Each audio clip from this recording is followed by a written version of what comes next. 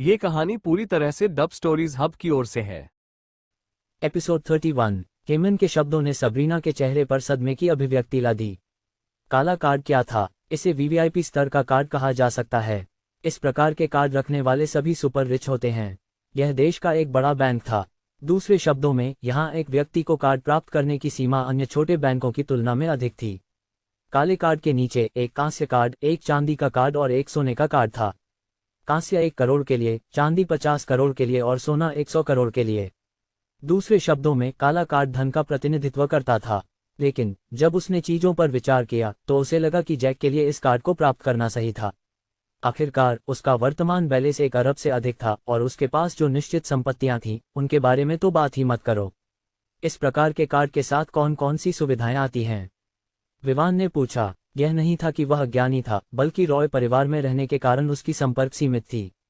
अब तक, हालांकि उसने इस प्रकार के कार्ड के बारे में सुना था, लेकिन उसे इसके बारे में ज्यादा जानकारी नहीं थी।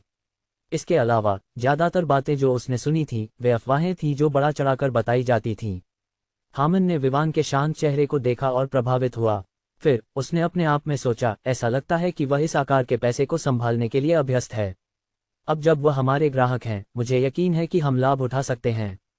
यह कार्ड केवल उन लोगों को दिया जाता है जिनके पास हमारे बैंक में 500 करोड़ से 1000 करोड़ की जमा राशि होती है। यह एक क्रेडिट कार्ड है। दूसरे शब्दों में, जब आपको यह कार्ड दिया जाता है तो यह ऐसा है जैसे आपके पास 2000 करोड़ हैं। बस इतना है कि जो 1 अरब आपने जमा किया है वह बैंक में ही रहेगा। हामन ने काले कार्ड के बारे में समझाना शुरू किया। इस समय विवान ने कुछ पकड़ा और पूछने से खुद को रोक नहीं पाया, अगर काला कार्ड उन लोगों के लिए है जिनके पास 500 करोड़ से 1000 करोड़ की जमा राशि है, तो क्या इसका मतलब है कि उच्च स्तर के कार्ड भी हैं? हाँ मिस्टर विवान, एक काला सोने का कार्ड है। यह उन लोगों के लिए है जिनके पास 10,000 करोड़ से 49,000 करोड़ की जमा राशि है। फिर एक हीरा कार्ड है। यह उन लोगों के लिए है जिनके पास 50,000 करोड़ से 100,000 करोड़ की जमा राशि है। फिर एक प्लेटिनम कार्ड है जो उन लोगों के लिए है जिनके पास 100 अरब से अधिक की जमा राशि है। बेशक हमारा बैंक देश के अन्य बैंकों की तुलना में उच्च स्तर का है, इसलिए हमारा काला कार्ड उन खाता धारकों के लिए है जिनके पास कम से कम 500 करोड़ हैं। लेकिन अगर आप अन्य बैंकों में जाते हैं तो यह 100 करोड़ से शुरू होता है। हामन ने समझाया। विवान और सबरीना ने सिर हिलाया। सुविधाओं की बात करें तो आपके हाथ में जो कार्ड है उसके साथ आप 1 अरब खर्च कर सकते हैं। लेकिन जब आप 1 अरब से ऊपर जाने लगते हैं, या दूसरे शब्दों में आपकी वर्तमान जमा राशि से, यह ओवरड्राफ्ट होगा। इसलिए इसे एक ऋण के रूप में माना जा सकता है।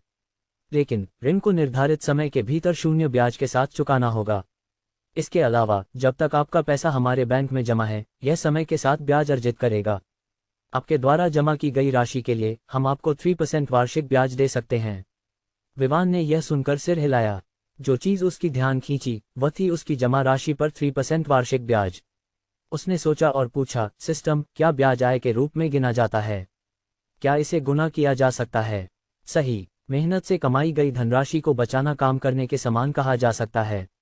आखिरकार यह ऐसा है जैसे आप बैंक में निवेश कर रहे हैं, क्योंकि वे आपके पैसे का उपयोग ऋण देने और अन्य कार्यों के लिए करेंगे। इस तरह जो आप कमाते हैं उसे सिस्टम द्वारा आय माना जाता है। लेकिन आपको यह जानना होगा कि अगर आप बस पैसे बचाते हैं और निष्क्रिय रहते हैं तो वह पैसा गुना नहीं होगा। दूसरे शब्दों में, यह सिस्टम मेहनती होने के लिए प्रोत्साहित करने के लिए है। अगर आप आलसी रहते हैं तो आप सिस्टम के उद्देश्य के खिलाफ जाएंगे। नतीजतन अगर आप निष्क्रिय हैं तो यह कुछ भी गुना नहीं करेगा। विवान ने अपने मन में एक आह भरी। यह सिस्टम और इसकी तर्कशक्ति फिर से। खैर, ऐसा नहीं था कि वह निष्क्रिय रह सकता था। वह अधिक कमाने के लिए मेहनत करेगा। इसके अलावा आप 5 अरब की सीमा तक बड़े लेन देन कर सकते हैं। दूसरे शब्दों में, लेन देन बिना आपको बैंक आने में असुविधा के पूरा किया जा सकता है। हामन ने जारी रखा, विवान के मन को सिस्टम से खींचते हुए। फिर एक वीआईपी सेवा है। आपके खातों को बिना सूचना के फ्रीज नहीं किया जाएगा। फिर आप किसी भी समय आसानी से पैसे ट्रांसफर कर सकते हैं। हामन ने ऋण और अन्य चीजों के बारे में कई बातें बताना जारी रखा। जितना वह बोला उतना ही सबरीना का मुंह खुला रह गया। उसने फिर सोचा, अमीरों के पास सच में विशेषाधिकार होते हैं। बीच में आईवी चाय लेकर आई। बेशक उसने कॉफी और चाय दोनों लाई, लेकिन विवान ने चाय चुनी, ठीक सबरीना की तरह। आखिरकार यह लगभग दोपहर थी। कौन दोपहर में कॉफी पीता है? खैर, कुछ लोग ऐसा करते हैं, लेकिन विवान को यह पसंद नहीं था। लगभग 1 घंटे बाद विवान और सबरीना हामन के साथ कार्यालय से बाहर निकले, जो उन्हें विदाई देने आया था। आखिरकार विवान एक बड़े ग्राहक थे। उसके लिए एक शाखा प्रबंधक के रूप में उसके साथ संबंध बनाना एक सम्मान था। मिस्टर विवान, आप कभी भी आने के लिए स्वागत हैं। अगर आपको किसी चीज की आवश्यकता हो तो मेरी ओर से मदद करना मेरा सम्मान होगा, बेशक मेरी क्षमता के भीतर। हामन ने मुस्कुराते हुए कहा। बिल्कुल मिस्टर हामन, विवान ने अपने होंठों पर हल्की मुस्कान के साथ उत्तर दिया। हालांकि हामन ने यह नहीं सोचा कि विवान इतना उत्साही नहीं था, क्योंकि उसने पहले ही देखा था कि विवान का व्यवहार कैसा था। लेकिन आपको कुछ और अपग्रेड करने के लिए तैयार रहना चाहिए, विवान ने कहा जब वह और सबरीना लिफ्ट में चढ़े। इसके बाद दरवाजे बंद हो गए, जिससे हामन अपने सचिव के साथ 7वें मंजिल पर उलझन में रह गया। कुछ सेकंड बाद उसके चेहरे पर उलझन मिट गई और उसकी जगह एक चौड़ी मुस्कान आ गई। वह एक स्मार्ट व्यक्ति था और तुरंत समझ गया कि विवान का क्या मतलब था। Ellipsis dot. बैंक से बाहर निकलने के बाद विवान बेंटले कॉन्टिनेंटल जीटी में बैठकर बिजनेस ओवरलॉर्ड बिल्डिंग की ओर बढ़े। विवान ने पहले इसे चेक करने का फैसला किया। हालांकि उसने सबरीना पर भरोसा किया, लेकिन प्रिंस एंड प्रिंसेस के महल में जो उसने अनुभव किया था उसने उसे यह सुनिश्चित करने के लिए प्रेरित किया कि सब कुछ ठीक है। आखिरकार एक गराज पर एक यूरोकॉप्टर। विवान यह सुनिश्चित करना चाहता था कि ऐसा कुछ न हो, क्योंकि सिस्टम को यह परवाह नहीं थी कि चीजें कहाँ रखी जाएं। नहीं, यह कभी नहीं पूछता कि वह चीजें कहाँ रखना चाहता है, अपार्ट फ्रॉम द बुगैटी वेरॉन। बेशक। रास्ते में विवान ने प्रिंस एंड प्रिंसेस के महल के बारे में सोचा। फिर उसने अभी भी चकित सबरीना की ओर ध्यान दिया और पूछा, क्या प्रिंस एंड प्रिंसेस के महल में एक हेलीपैड है? क्या? सबरीना, जो अभी भी बैंक में हुई घटनाओं को समझने में लगी थी, विवान के सवाल से चौंकी। लेकिन कुछ क्षण बाद उसने अपनी तर्कशक्ति वापस पाई और उत्तर दिया, नहीं, मुझे नहीं लगता कि मैंने पहले कभी देखा है। आप क्यों पूछ रहे हैं? क्या आप एक हेलीकॉप्टर खरीदना चाहते हैं?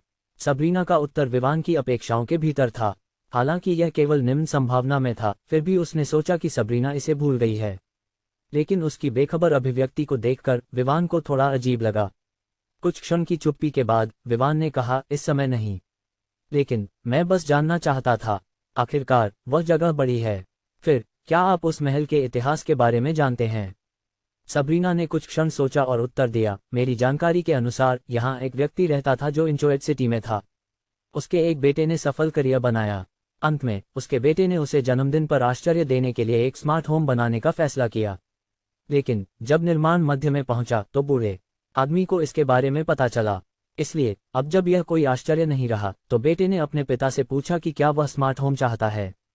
अंत में बूढ़े आदमी ने कहा कि एक शहर उसके लिए आराम करने के लिए अच्छा स्थान नहीं है। इसलिए उसने अपने बेटे से कहा कि वह इसे किसी अन्य भूमि पर बनाए जो उसने खरीदी थी। बेटा अपने द्वारा पहले से बनाए गए फाउंडेशन को नष्ट करना चाहता था। अंत में बूढ़े आदमी ने उसे रोका। वह इंचोएट सिटी में लंबे समय से रह रहा था और वह इसके विकास का एक बड़ा हिस्सा था। इसलिए उसने तय किया कि फाउंडेशन को छोड़ दिया जाएगा, लेकिन अंत में सामान्य शानदार हवेलियां बनाई जाएंगी। उस समय उन्नत गराज पहले से ही पूरा हो चुका था। और जब निर्माण पूरा हुआ तो बूढ़े आदमी ने तय किया कि घर को 38 करोड़ की कीमत पर बेचा जाएगा। यह कीमत एक हवेली के लिए, हालांकि हवेली काफी शानदार थी, शहर के निवासियों के लिए अधिक थी। आखिरकार हवेली का कोई व्यावसायिक मूल्य नहीं था, क्योंकि बूढ़े आदमी ने इसे मुनाफे के लिए बेचना मना किया था। बूढ़े आदमी का ऐसा कम कीमत पर इतनी शानदार हवेलियों को सेट करने का उद्देश्य, हालांकि यह एक नुकसान था, किसी और को इंचोएट सिटी में आकर्षित करना था जो उसके स्थान पर इंचोएट का विकास कर सके। सबरीना ने इस बिंदु पर अपनी कहानी समाप्त की। फिर उसने विवान की ओर देखा, जो अभी भी जो उसने सुना था उसे समझने में लगा था, और एक सुंदर मुस्कान के साथ कहा, और ऐसा लगता है कि बूढ़े आदमी की इच्छा आपके आने से पूरी हो गई है मिस्टर विवान। इसके जवाब में विवान ने कहा, मुझे लगता है कि ऐसा ही है। लेकिन उसने गराज और हेलीपैड के बारे में बात नहीं की, क्योंकि उसने यह जान लिया था कि वे अधिक उन्नत क्यों थे। कुछ समय बाद वे शहर के केंद्र के करीब पहुंचे। दूर से ही विवान स्पष्ट रूप से सबसे ऊंची इमारत देख सकता था।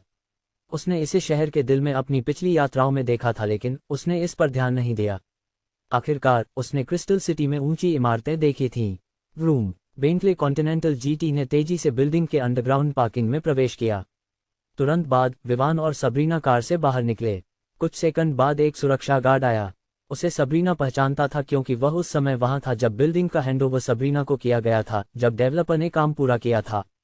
वह वर्तमान दिन शिफ्ट की टीम का कप्तान था। नमस्ते मिसेस सबरीना। एक झुकाव के बाद उसने उसे नमस्ते किया और फिर विवान को नमस्ते किया। लेकिन यह स्पष्ट था कि वह सबरीना के प्रति अधिक सम्मान दिखा रहा था। कोई भी उसे दोष नहीं दे सकता। विवान केवल 19 साल का था और उसके कपड़े कुछ खास नहीं थे। इसलिए कप्तान ने सोचा कि सबरीना बिल्डिंग का निरीक्षण करने आई है और साथ में इस युवा को लाकर उसके दृष्टिकोण को विस्तारित कर रही है। विवान को इस बात की कोई परवाह नहीं थी।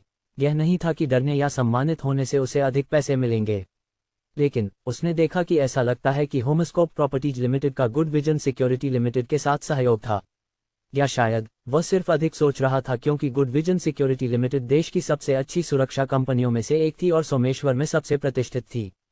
सोमेश्वर सिटी की एक लैंडमार्क बिल्डिंग के रूप में इसे सबसे अच्छी सुरक्षा मिलनी चाहिए थी। कप्तान टिम, यह मिस्टर विवान हैं। वह बिल्डिंग का निरीक्षण करने आए हैं, वह इसे खरीदने जा रहे हैं। मिस्टर विवान, यह टिम है, दिन की शिफ्ट के गार्डों का कप्तान। सबरीना ने मुस्कुराते हुए दोनों का परिचय कराया। सबरीना के शब्दों ने तुरंत टिम को घबरा दिया। आखिरकार वह थोड़ी देर पहले विवान के प्रति सती था। किसे पता था कि यह उसका नया नियोक्ता बनने वाला है। इसलिए उसने तुरंत विवान को गहरी झुकाव दी और कहा, मिस्टर विवान, मुझे अपनी अज्ञानता के लिए खेद है। टिम को बहुत अच्छे से पता था कि एक व्यक्ति जो बिल्डिंग की एक मंजिल खरीद सकता है, वह सबरीना से उच्च स्थिति में है। उसके लिए सबरीना के मुकाबले दूसरे पक्ष के प्रति अधिक सम्मान दिखाना दूसरे व्यक्ति की प्रतिष्ठा पर कदम रखने के समान था। कोई बात नहीं, विवान ने कहा और फिर सबरीना की ओर मुड़कर कहा, चलो बिल्डिंग का निरीक्षण करते हैं। ठीक है, सबरीना ने उत्तर दिया और फिर टिम की ओर देखा। हम इसे चेक करने जा रहे हैं, आप हमारे साथ आ सकते हैं। टिम ने सिर हिलाया और फिर तीनों ने अंडरग्राउंड पार्किंग में मौजूद लिफ्ट का उपयोग किया और पहले मंजिल की ओर बढ़े। विवान ने चारों ओर देखा और बिल्डिंग के स्तर से प्रभावित हुआ।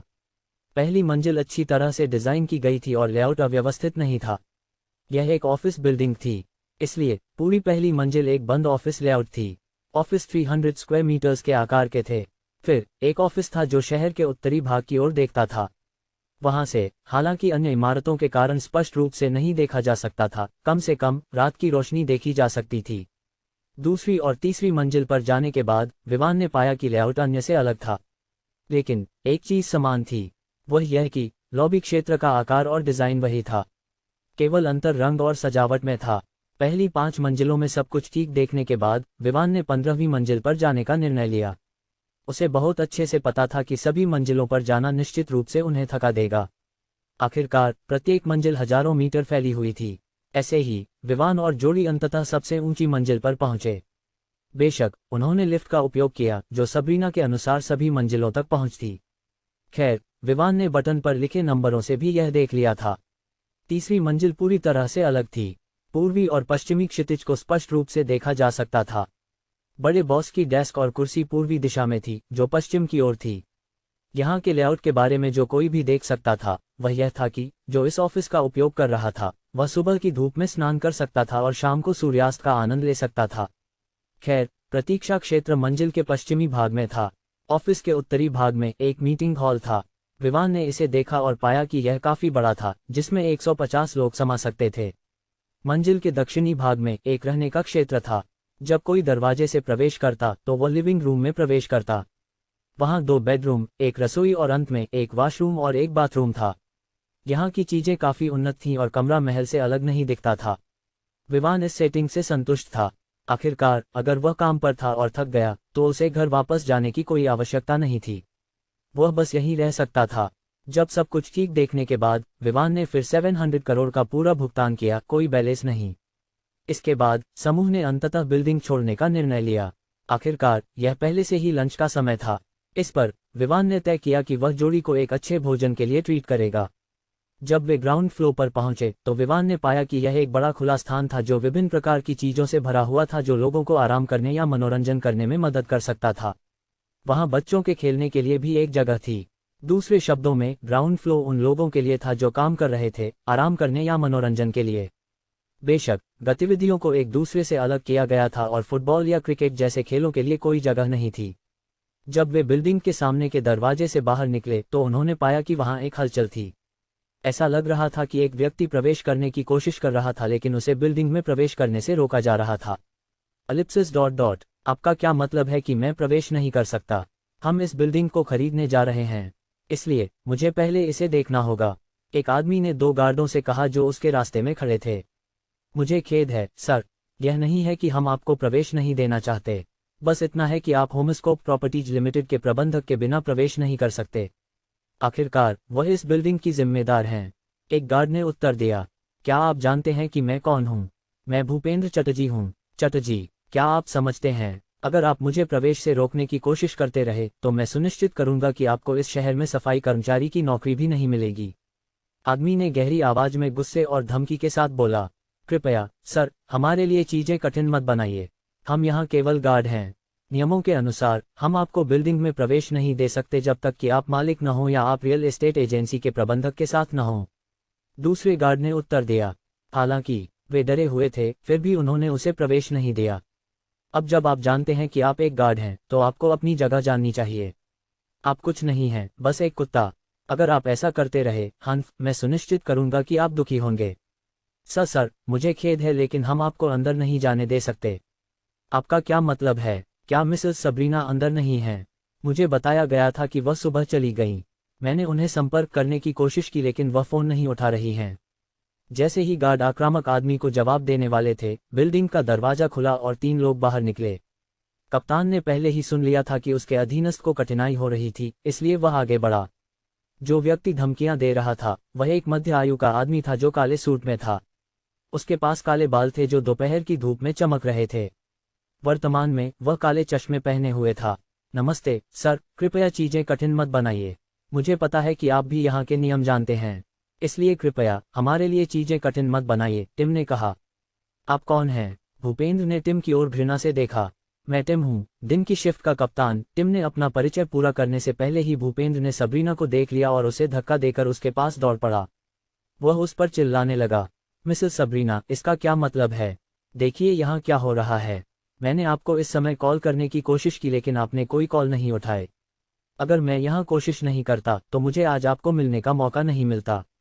मुझे चटर्जी परिवार के प्रमुख द्वारा भेजा गया था कि मैं बिल्डिंग को देखूं इससे पहले कि निर्णय लिया जाए। अब मुझे इस पर संदेह होने लगा है। साबरीना पर शब्दों की बौछार की गई और विवान, जो सबरीना के पास खड़ा था, अब और सहन नहीं कर सका। यह आदमी ऐसे बर्ताव कर रहा था जैसे वह इस जगह का मालिक हो। जैसे ही विवान ने जगह खरीदी थी, वह किसी कुत्ते को प्रवेश द्वार पर भौंकने की अनुमति नहीं दे सकता था। क्या आप थोड़ी आत्मसम्मान रख सकते हैं और एक बड़े व्यक्ति की तरह व्यवहार कर सकते हैं? आप सूट पहने हुए हैं लेकिन आप बिल्कुल भी शिष्टाचार के साथ व्यवहार नहीं कर रहे हैं, विवान ने एक भरीकुटी के साथ कहा। भूपेंद्र ने विवान को घृणा से देखा और कहा, क्या आप जानते हैं कि आप किससे बात कर रहे हैं, युवा आदमी? भूपेंद्र ने उम्मीद नहीं की थी कि कोई उसे उपदेश देने की कोशिश करेगा। इसके अलावा ऐसा करने वाला केवल एक युवा था। आपकी पहचान मेरे लिए क्या मायने रखती है? बस एक सभ्य व्यक्ति की तरह व्यवहार करें और यहाँ एक पागल कुत्ते की तरह शोर मत मचाएं। विवान ने इस व्यक्ति की पहचान की परवाह नहीं की। आखिरकार चाहे जो भी हो, वह बस एक छोटे शहर के एक बड़े परिवार का सदस्य था। ऐसा नहीं था कि वह किसी बड़े परिवार से था जो विवान को धमकी दे सके। भूपेंद्र की आंखों में गुस्सा स्पष्ट था जब उसने विवान को ठंडे स्वर में घूरा। ऐसा लग रहा था जैसे वह अगले ही क्षण उसे खा जाएगा, लेकिन विवान ने परवाह नहीं की और शांत रहा। भूपेंद्र ने विवान की ओर इशारा करते हुए सबरीना की ओर देखा और डांटते हुए कहा, देखिए, अगर आप अपने बेटे या भाई को नहीं सिखा सकती तो मैं उसे सिखाने में मदद करूंगा। एक छोटे बच्चे को ऐसा बोलने की हिम्मत कैसे हुई? हालांकि इससे पहले कि वह जो कुछ भी कहने वाला था, वह दर्द में चिल्लाया क्योंकि उसने विवान की ओर इशारा करने वाली हाथ को वापस खींचने की कोशिश की। मुझे पसंद नहीं है कि कुछ अनजान लोग मुझे उंगली दिखाएं। इस क्षण में विवान की ठंडी आवाज गूंज उठी और इसी के साथ विवान ने उस उंगली को डिसलोकेट कर दिया जो उसकी ओर इशारा कर रही थी। तुम कमीने, मैं तुम्हें मार डालूंगा। न तो भूपेंद्र और न ही सबरीना ने उम्मीद की थी कि विवान यहाँ शारीरिक रूप से प्रतिक्रिया देगा, लेकिन सबरीना खुश महसूस कर रही थी, लेकिन साथ ही चिंतित भी। आखिरकार भूपेंद्र चटर्जी परिवार का सदस्य था, लेकिन कुछ समय बाद चिंताएं गायब हो गईं जब उसने अपने पीछे बिल्डिंग को देखा। यहाँ तक कि चटर्जी परिवार को इसे खरीदने से पहले चर्चा करनी थी। दूसरी ओर विवान ने इसे देखते ही पूरी बिल्डिंग खरीद ली थी। कोई भी व्यक्ति नहीं हो सकता है जिसके खाते में 1 अरब से अधिक की बैलेंस हो। अभी के लिए यहाँ से चले जाओ, विवान ने शांत स्वर में कहा, जैसे कि उसने भूपेंद्र की धमकियों को सुना ही नहीं। तुम्हारी हिम्मत कैसे हुई? मैं सुनिश्चित करूंगा कि तुम आज इस दुनिया से गायब हो जाओगे। तुम्हारे परिवार को भी नहीं बख्शा जाएगा। भूपेंद्र ने विवान के शब्द सुनकर गरजते हुए कहा, तुम्हें मेरे परिवार को नष्ट करने के लिए स्वागत है, लेकिन मुझे यकीन नहीं है कि तुम्हारे पास ऐसा करने की क्षमता है। विवान ने ठंडे स्वर में कहा। भूपेंद्र तुरंत गुस्से में आ गया। यह ऐसा था जैसे विवान उसे बता रहा हो कि चटर्जी परिवार उसकी तुलना में नीच है। वह अभी उस पर कूदने ही वाला था जब टिम और अन्य 2 गार्ड उसे पकड़ लिया। टिम जानता था कि विवान उसका नया नियोक्ता है। आखिरकार उन्होंने वहां उसकी उपस्थिति में अनुबंध पर हस्ताक्षर किए थे और उसने विवान को पैसे ट्रांसफर करते हुए देखा था। जब उसने देखा कि उसे रोका जा रहा है, भूपेंद्र ने सबरीना की ओर इशारा करते हुए चिल्लाया, तुम बस वहां खड़ी हो और देख रही हो कि ये कुत्ते मुझे पकड़ रहे हैं और वह बच्चा मुझसे बात कर रहा है जैसे मैं उसका दोस्त हूं। सुनिश्चित रहो कि मैं इस डील को रद्द करने जा रहा हूं। हम कुछ मंजिलें खरीदना चाहते थे लेकिन अब हम डील रद्द कर रहे हैं। इसके साथ भूपेंद्र ने जाने का इरादा दिखाया। इस प्रकार गार्डों और टिम के साथ भूपेंद्र ने बिल्डिंग के परिसर को छोड़ दिया। सबरीना उसे बताना चाहती थी कि उसने पहले ही बिल्डिंग बेच दी है, लेकिन भूपेंद्र के गुस्से भरे चेहरे को देखकर उसने ऐसा करने का निर्णय नहीं लिया और सोचा कि वह बस परिवार के बटलर को कॉल करेगी और उन्हें इस बारे में सूचित करेगी। एलिप्सिस ... जब भूपेंद्र वहां से चला गया तो वह गुस्से में सोच रहा था, तुम बस इंतजार करो। तुम बस एक छोटी रियल एस्टेट एजेंसी के प्रबंधक हो। देखो, क्या तुम मेरे पास आकर उस बिल्डिंग की मंजिलें खरीदने के लिए भीख नहीं मांगोगे? हन्फ, और उस बच्चे के लिए मैं सुनिश्चित करूंगा कि वह और भी अधिक कठिनाइयों का सामना करे। कुछ कदम चलने के बाद उसे अचानक याद आया कि उसे विवान का नाम भी नहीं पता था। उसने रुककर उन तीनों की ओर देखा जो उसे बाहर ले जा रहे थे। उस बच्चे का नाम क्या है? मुझे खेद है सर, लेकिन मैं आपको उसके बारे में कोई जानकारी नहीं दे सकता, टिम ने उत्तर दिया। तीनों में से वह अकेला था जो विवान का नाम जानता था। भूपेंद्र के व्यवहार से उसे यकीन था कि वह कुछ बुरा करने की योजना बना रहा है, लेकिन विवान अब उसका बॉस था। नहीं, वह अब उसका बॉस था। वह, जो सुरक्षा का प्रभारी था, अपने बॉस की सुरक्षा से समझौता करने वाली जानकारी कैसे दे सकता था? टिम के उत्तर सुनकर भूपेंद्र का चेहरा और भी काला हो गया। उसने टिम को घृणा से देखा और कहा, तुम जानते हो कि मैं चटर्जी परिवार से हूं, जो सोमेश्वर सिटी का ओवरलॉर्ड है। दूसरे शब्दों में, मैं तुम्हें ऐसी समस्याएं दे सकता हूं जो तुम सोच भी नहीं सकते। इसलिए अगर तुम मुझे उसका नाम नहीं बताओगे तो मैं यहाँ हर दिन तुम्हें परेशान करने के लिए लोगों का एक समूह लाऊंगा। यह सुनकर टिम का चेहरा अच्छा नहीं था। उसे भी चटर्जी परिवार की सोमेश्वर सिटी में शक्ति का पता था। अगर उन्होंने उसके लिए चीजें कठिन करने का निर्णय लिया तो कई जटिलताएं होंगी। अगर यह कोई और होता तो टिम ने निश्चित रूप से उसे यहाँ से बाहर फेंक दिया होता, लेकिन चटर्जी परिवार से होने के कारण वह केवल उसे बाहर ले जा सकता था, यह सुनिश्चित करते हुए कि उस पर कठोरता न हो। सोचने के बाद उसने महसूस किया कि बस एक नाम इतनी महत्वपूर्ण जानकारी नहीं थी, है ना? इसके अलावा एक ऐसा व्यक्ति जो ऐसी बिल्डिंग खरीद सकता है, वह कोई छोटा व्यक्ति नहीं था। इसलिए उसे यकीन था कि भूपेंद्र जब इसकी जांच करेगा तो वह हार मान लेगा और ऐसे बड़े व्यक्ति को नाराज नहीं करेगा। वह श्री विवान है, यही सब वह जानता था। आखिरकार उसे अनुबंध की सामग्री पर झांकने की अनुमति नहीं थी। यह 2 पक्षों के बीच का मामला था। भूपेंद्र, जो अभी भी अधिक जानकारी की उम्मीद कर रहा था, टिम से कोई और शब्द न सुनकर चौंक गया। उसने उसे देखा और जब उसने देखा कि वह और कोई शब्द कहने का इरादा नहीं रखता तो उसने गुस्से में पूछा, क्या यही सब? तुम मेरे साथ मजाक कर रहे हो? बेबस होकर टिम ने सिर हिलाया और कहा, श्री भूपेंद्र, यह नहीं है कि मैं कुछ छिपाना चाहता हूँ।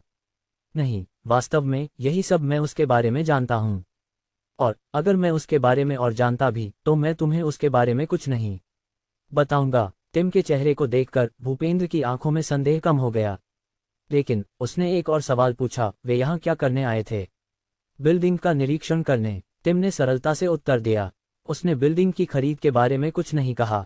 उसे यकीन था कि भूपेंद्र एक स्मार्ट व्यक्ति है और पहले से ही निरीक्षण के कारण का अनुमान लगा सकता है। किसे पता था कि वह नहीं था? कैसे उस बेचारी ने अपने चचेरे भाई या भाई को यहाँ लाने की हिम्मत की ताकि हमारे चटर्जी परिवार द्वारा खरीदी जाने वाली मंजिलों को गंदा कर सके? बस तुम इंतजार करो। और इसके साथ वह मर्सिडीज AMG की ओर बढ़ा। जब वह अंदर गया तो उसने फोन निकाला और कॉल करने लगा। कुछ समय बाद दूसरी ओर एक पुरुष की आवाज आई, हाँ भूपेंद्र, यह परिवार का बटलर था। मैं चाहता हूं कि तुम एक लड़के की जांच करने में मेरी मदद करो जिसका नाम विवान है। वह बिजनेस ओवरलॉर्ड बिल्डिंग में कुछ शामिल है। मैंने सबरीना से संपर्क करने की कोशिश की लेकिन वह महिला मेरे लिए चीजें कठिन बना रही है। मुझे लगता है कि यह इस युवा आदमी से संबंधित हो सकता है। भूपेंद्र की आवाज इस बार विवान और अन्य से बात करते समय की तरह घमंडी नहीं थी। क्या तुम इस बारे में सुनिश्चित हो? तुम जानते हो कि वह बिल्डिंग कितनी महत्वपूर्ण है ना? बूढ़ी आवाज में संदेह था। हाँ, मुझे पता है, इसलिए मैं उस बच्चे की जांच करने के लिए कह रहा था। आखिरकार उसने बिल्डिंग में प्रवेश प्राप्त किया है। भूपेंद्र ने जल्दी से उत्तर दिया, ठीक है, मुझे पता है कि क्या करना है। बूढ़ी आवाज ने उत्तर दिया और फिर फोन काट दिया। जब भूपेंद्र ने देखा कि फोन पहले ही काट दिया गया है तो उसका चेहरा और भी काला हो गया। लेकिन वह उस बूढ़े आदमी को केवल गालियां देने के अलावा कुछ नहीं कर सकता था। एलिप्सिस डॉट डॉट जब देखा कि परेशानी चली गई है, विवान वापस अंडरग्राउंड पार्किंग में गया और अपनी बेंटले कॉन्टिनेंटल जीटी को बाहर निकाला। चूंकि उसने उसे एक भोजन का वादा किया था, उसने उसे सोमेश्वर सिटी में स्थित एक प्रसिद्ध 5 सितारा होटल ग्लेज होटल में ले जाया। यह इस लोकप्रिय होटल की केवल एक शाखा थी। ग्लेज होटल देश में एक प्रसिद्ध 5 सितारा होटल था, इसलिए यहाँ परोसे जाने वाले व्यंजन उच्च गुणवत्ता के थे और भोजन की कुल लागत 78,950 रुपये थी। फिर उसने सबरीना को होमस्कोप प्रॉपर्टीज लिमिटेड वापस ले जाया। वहां उसने प्रत्येक मंजिल की चाबियां और प्रमाण पत्र प्राप्त किए। उन्हें कार में रखकर वह चला गया, सबरीना को पीछे छोड़ते हुए। सबरीना फिर अपने जूनियर्स की नज़रों के नीचे अपने कार्यालय गई। जब वह अपने कार्यालय में गई तो उसने डेस्क पर रखे फोन को देखा। जब उसने देखा कि विवान के खाते में 1 अरब से अधिक की बैलेंस है तो वह इतनी घबरा गई कि वह पूरी तरह से भूल गई कि बैंक जाने के समय उसे अपना फ़ोन साथ लेना था। फ़ोन उठाते ही उसने देखा कि उसमें 14 से अधिक मिस्ड कॉल और लगभग 10 संदेश थे। कॉल में से अधिकांश भूपेंद्र के थे। वह उस डील का प्रभारी था जो बिल्डिंग के लिए थी। कुछ सोचने के बाद उसने चटर्जी परिवार के बटलर को कॉल करने का निर्णय लिया और उन्हें सूचित किया कि बिल्डिंग पहले ही बिक चुकी है।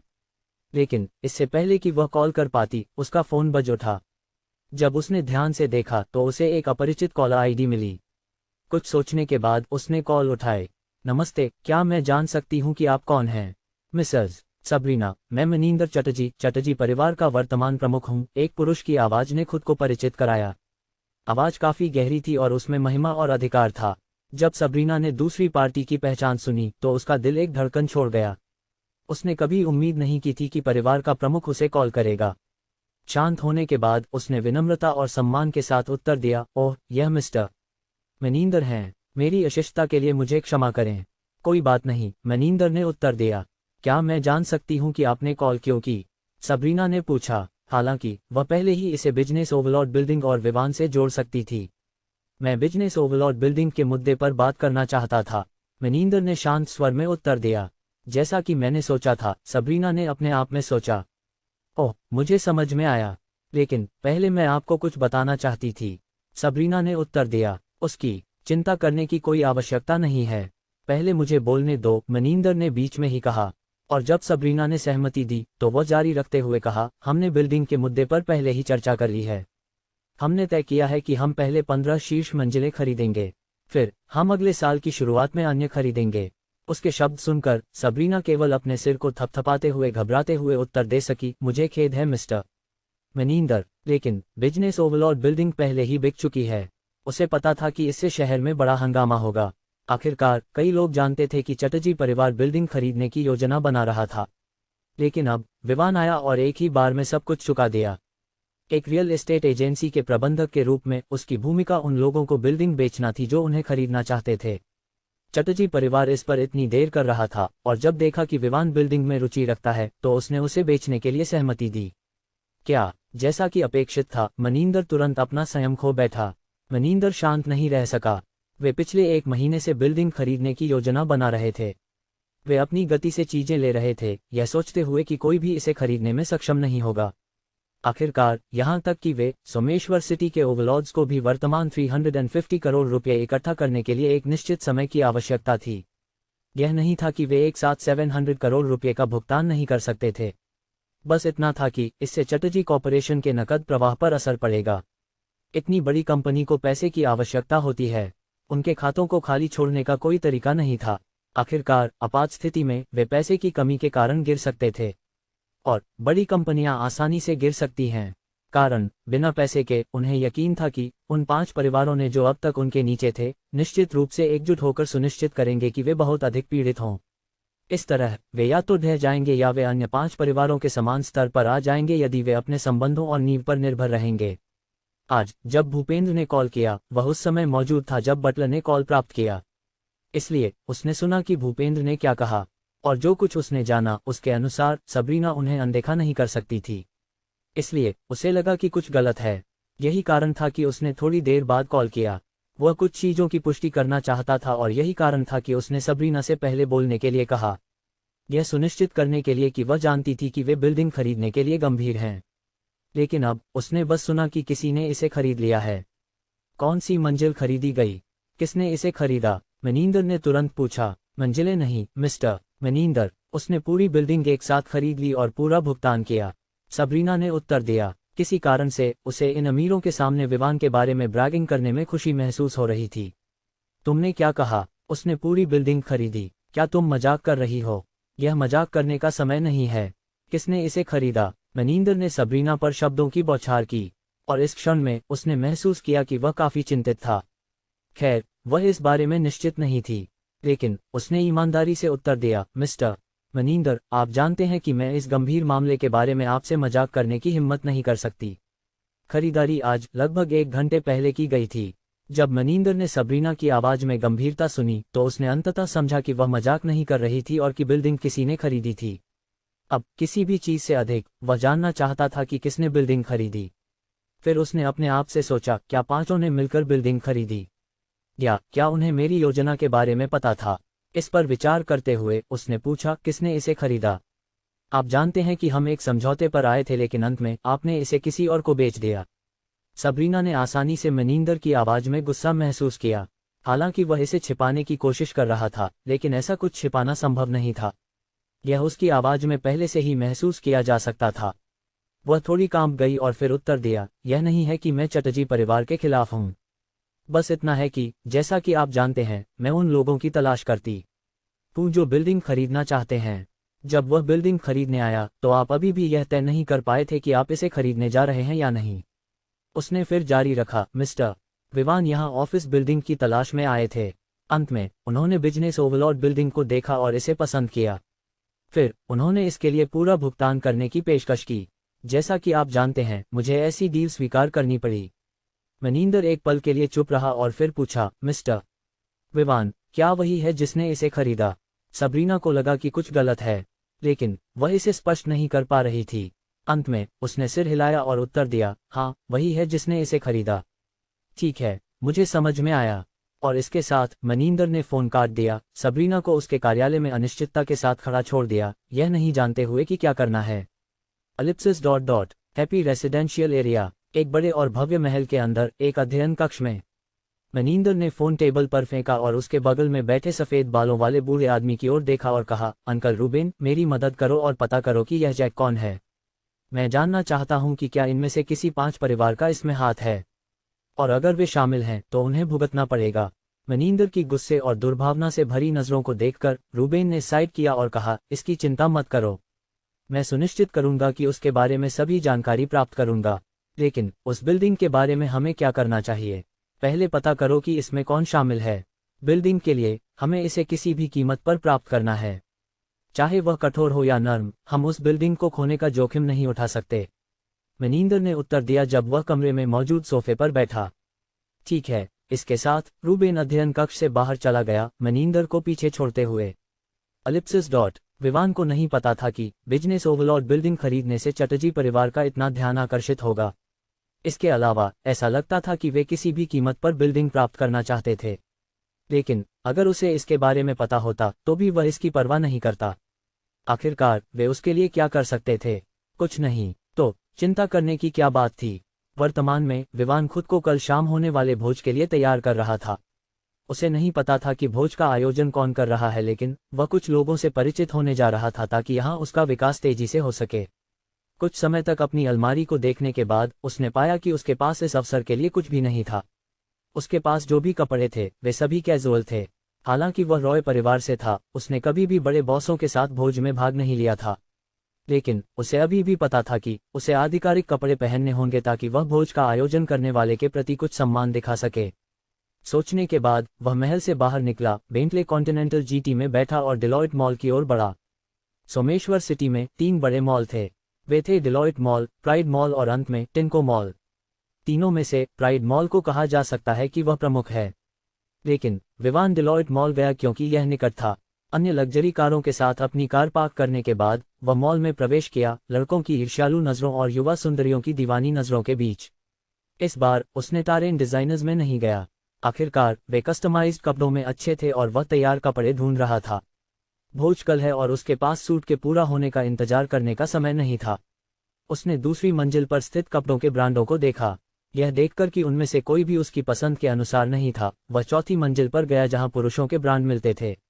यहां उसने लुई वेटन, गुची, जियोजियो अरमानी, बैलेंशियागा, H&M, वर्साचे, हर्मेस प्रादा और कई अन्य के स्टोर देखे। सोचने के बाद उसने अपने निकटतम स्टोर का चयन किया, जो लुई वेटन स्टोर था। यह एक शीर्ष लग्जरी कपड़ों का ब्रांड था। स्टोर में प्रवेश करते ही उसे एक उत्साही बिक्री महिला ने स्वागत किया। स्वागत है सर, आप किस प्रकार के कपड़े चाहेंगे? विवान ने अपने आप में सिर हिलाया। शीर्ष ब्रांड की सेवा की अपेक्षा की गई थी। हालांकि विवान कुछ खास नहीं पहन रहा था। बिक्री महिला ने उसे तिरस्कार से नहीं देखा, बल्कि उसका अच्छे से स्वागत किया। मैं एक ऐसा सूट चाहूंगा जो भोज के लिए उपयोग किया जा सके, विशेष रूप से एक आधिकारिक भोज के लिए। मुझे नहीं पता कि क्या आप मुझे कोई सुझाव दे सकती हैं? विवान ने पूछा। महिला ने विवान को एक पल देखा और फिर उत्तर दिया, आपके लिए कई ऐसे हैं जो आपको सूट करेंगे। मुझे लगता है कि ये आपके लिए अच्छे हैं। यहाँ इसे देखिए। जैसे ही महिला ने बात की, उसने विवान को एक 2 पीस सफेद सूट दिखाया। सूट कपास से बना था और इसलिए जब उसने इसे छुआ तो यह काफी आरामदायक था। एक विचार के बाद विवान ने इसे आजमाने के लिए चेंजिंग रूम में प्रवेश किया। वाह! जब वह चेंजिंग रूम से बाहर आया तो उसने तुरंत उन महिलाओं का ध्यान आकर्षित किया जो अपने पतियों या प्रेमियों के साथ वहां थीं। क्या हैंडसम आदमी है! वह निश्चित रूप से एक अमीर वाइब देता है। तुम यहाँ से हट जाओ, तुम सोने के लिए तैयार हो। अगर मेरा बॉयफ्रेंड 10% भी हैंडसम होता तो मैं अपनी जिंदगी के 10 साल खोने को भी स्वीकार कर लेती।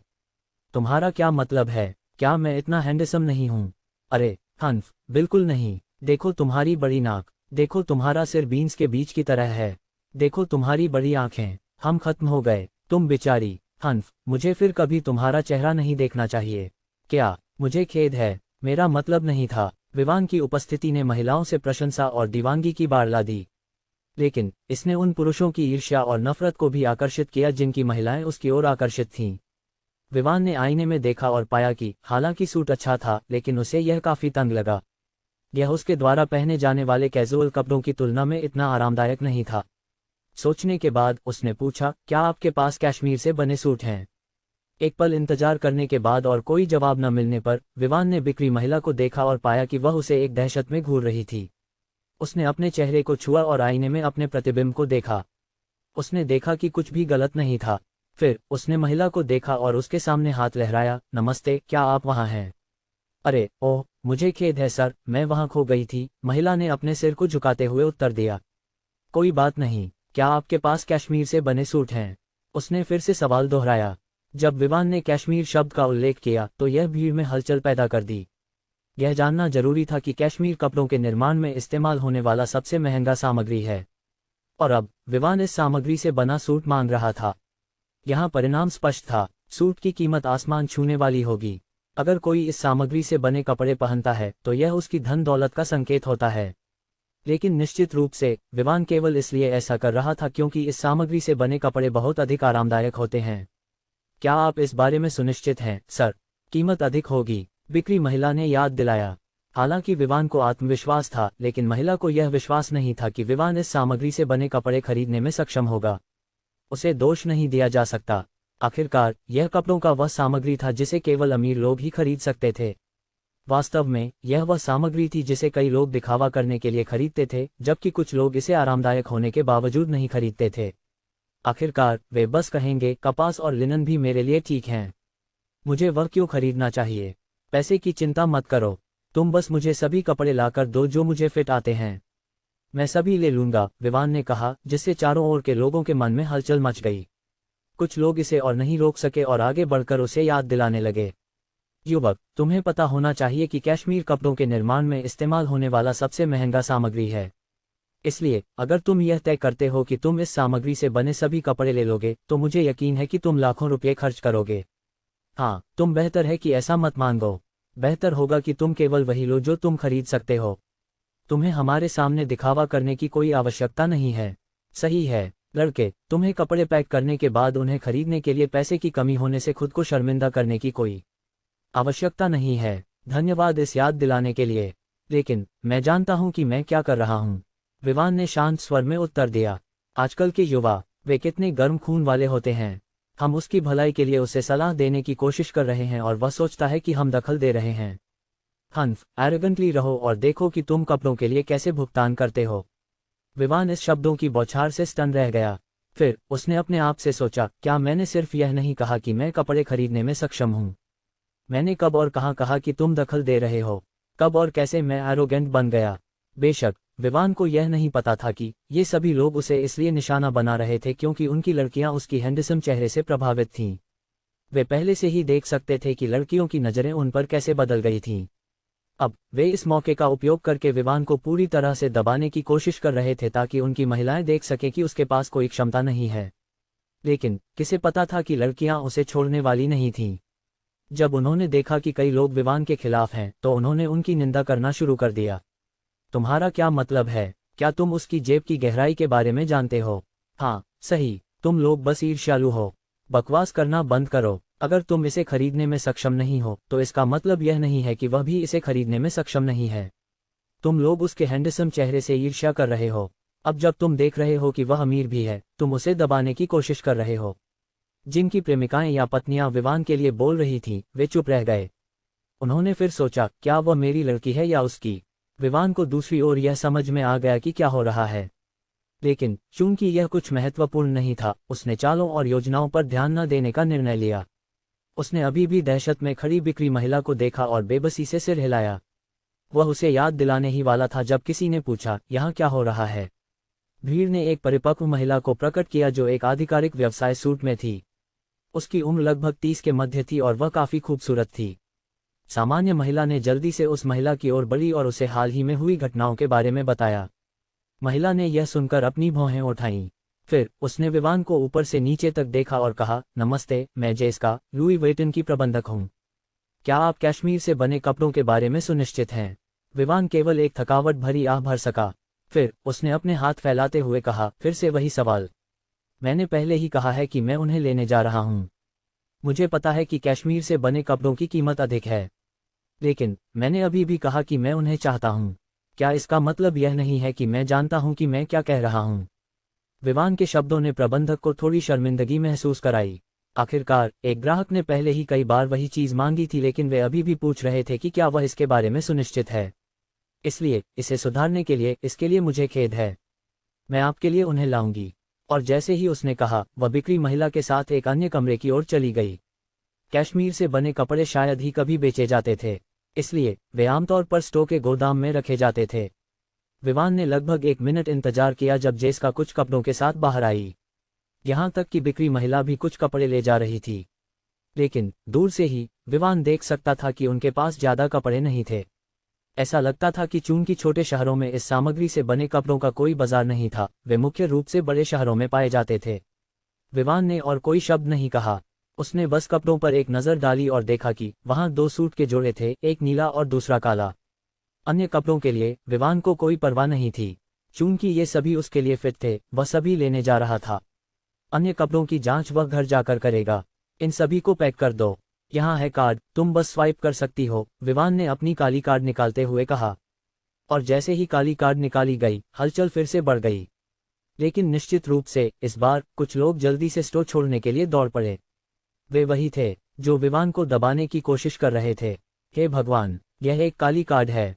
रुको, यह तो फ्लायर्स बैंक से है। अरे, एक काली कार्ड क्या कर सकती है? क्या यह सिर्फ रंग में अंतर नहीं है?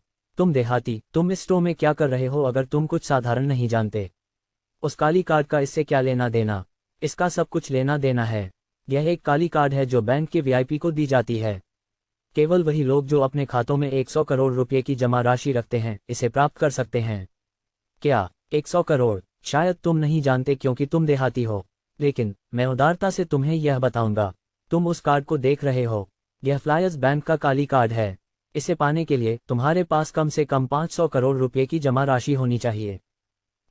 इतना तो वह आदमी वहां नया अमीर है। मैंने सुना कि कोई कह रहा था कि वह कपड़े खरीदने में सक्षम नहीं है।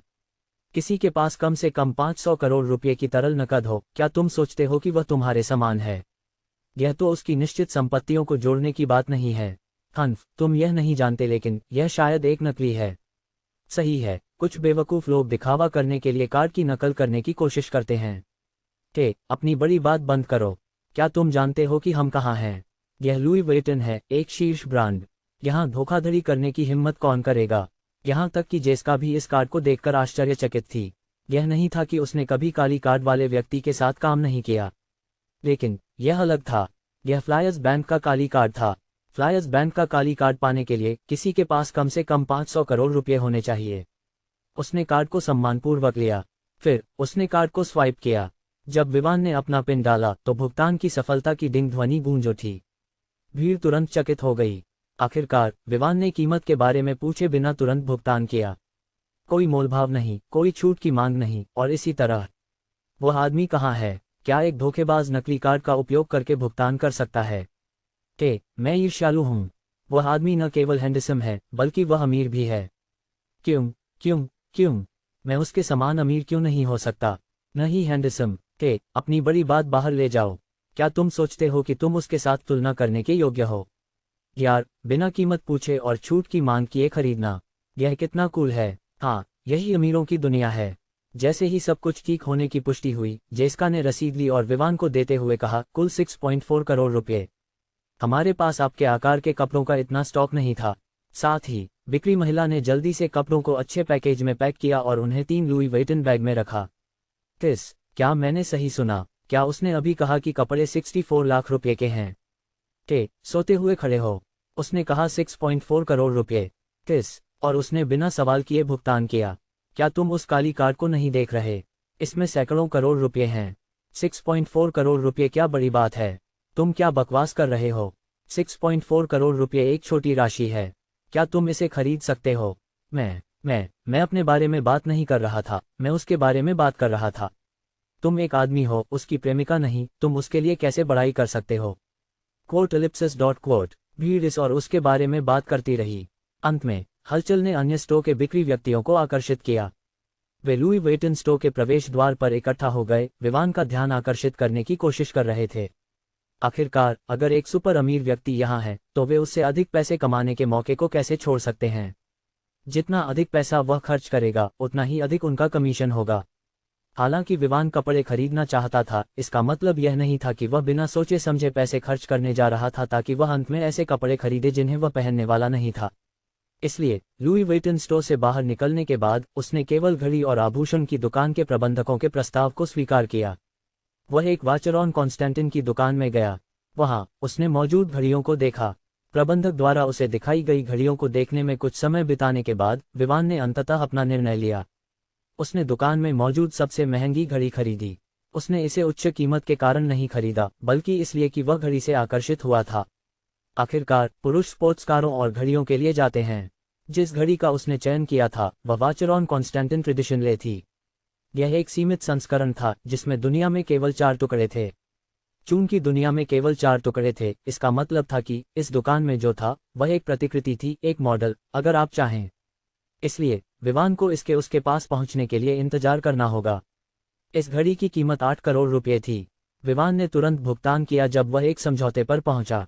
उसे एक रसीद दी गई जिसे वह घड़ी प्राप्त करने के लिए उपयोग करेगा जब यह उसे भेजी जाएगी।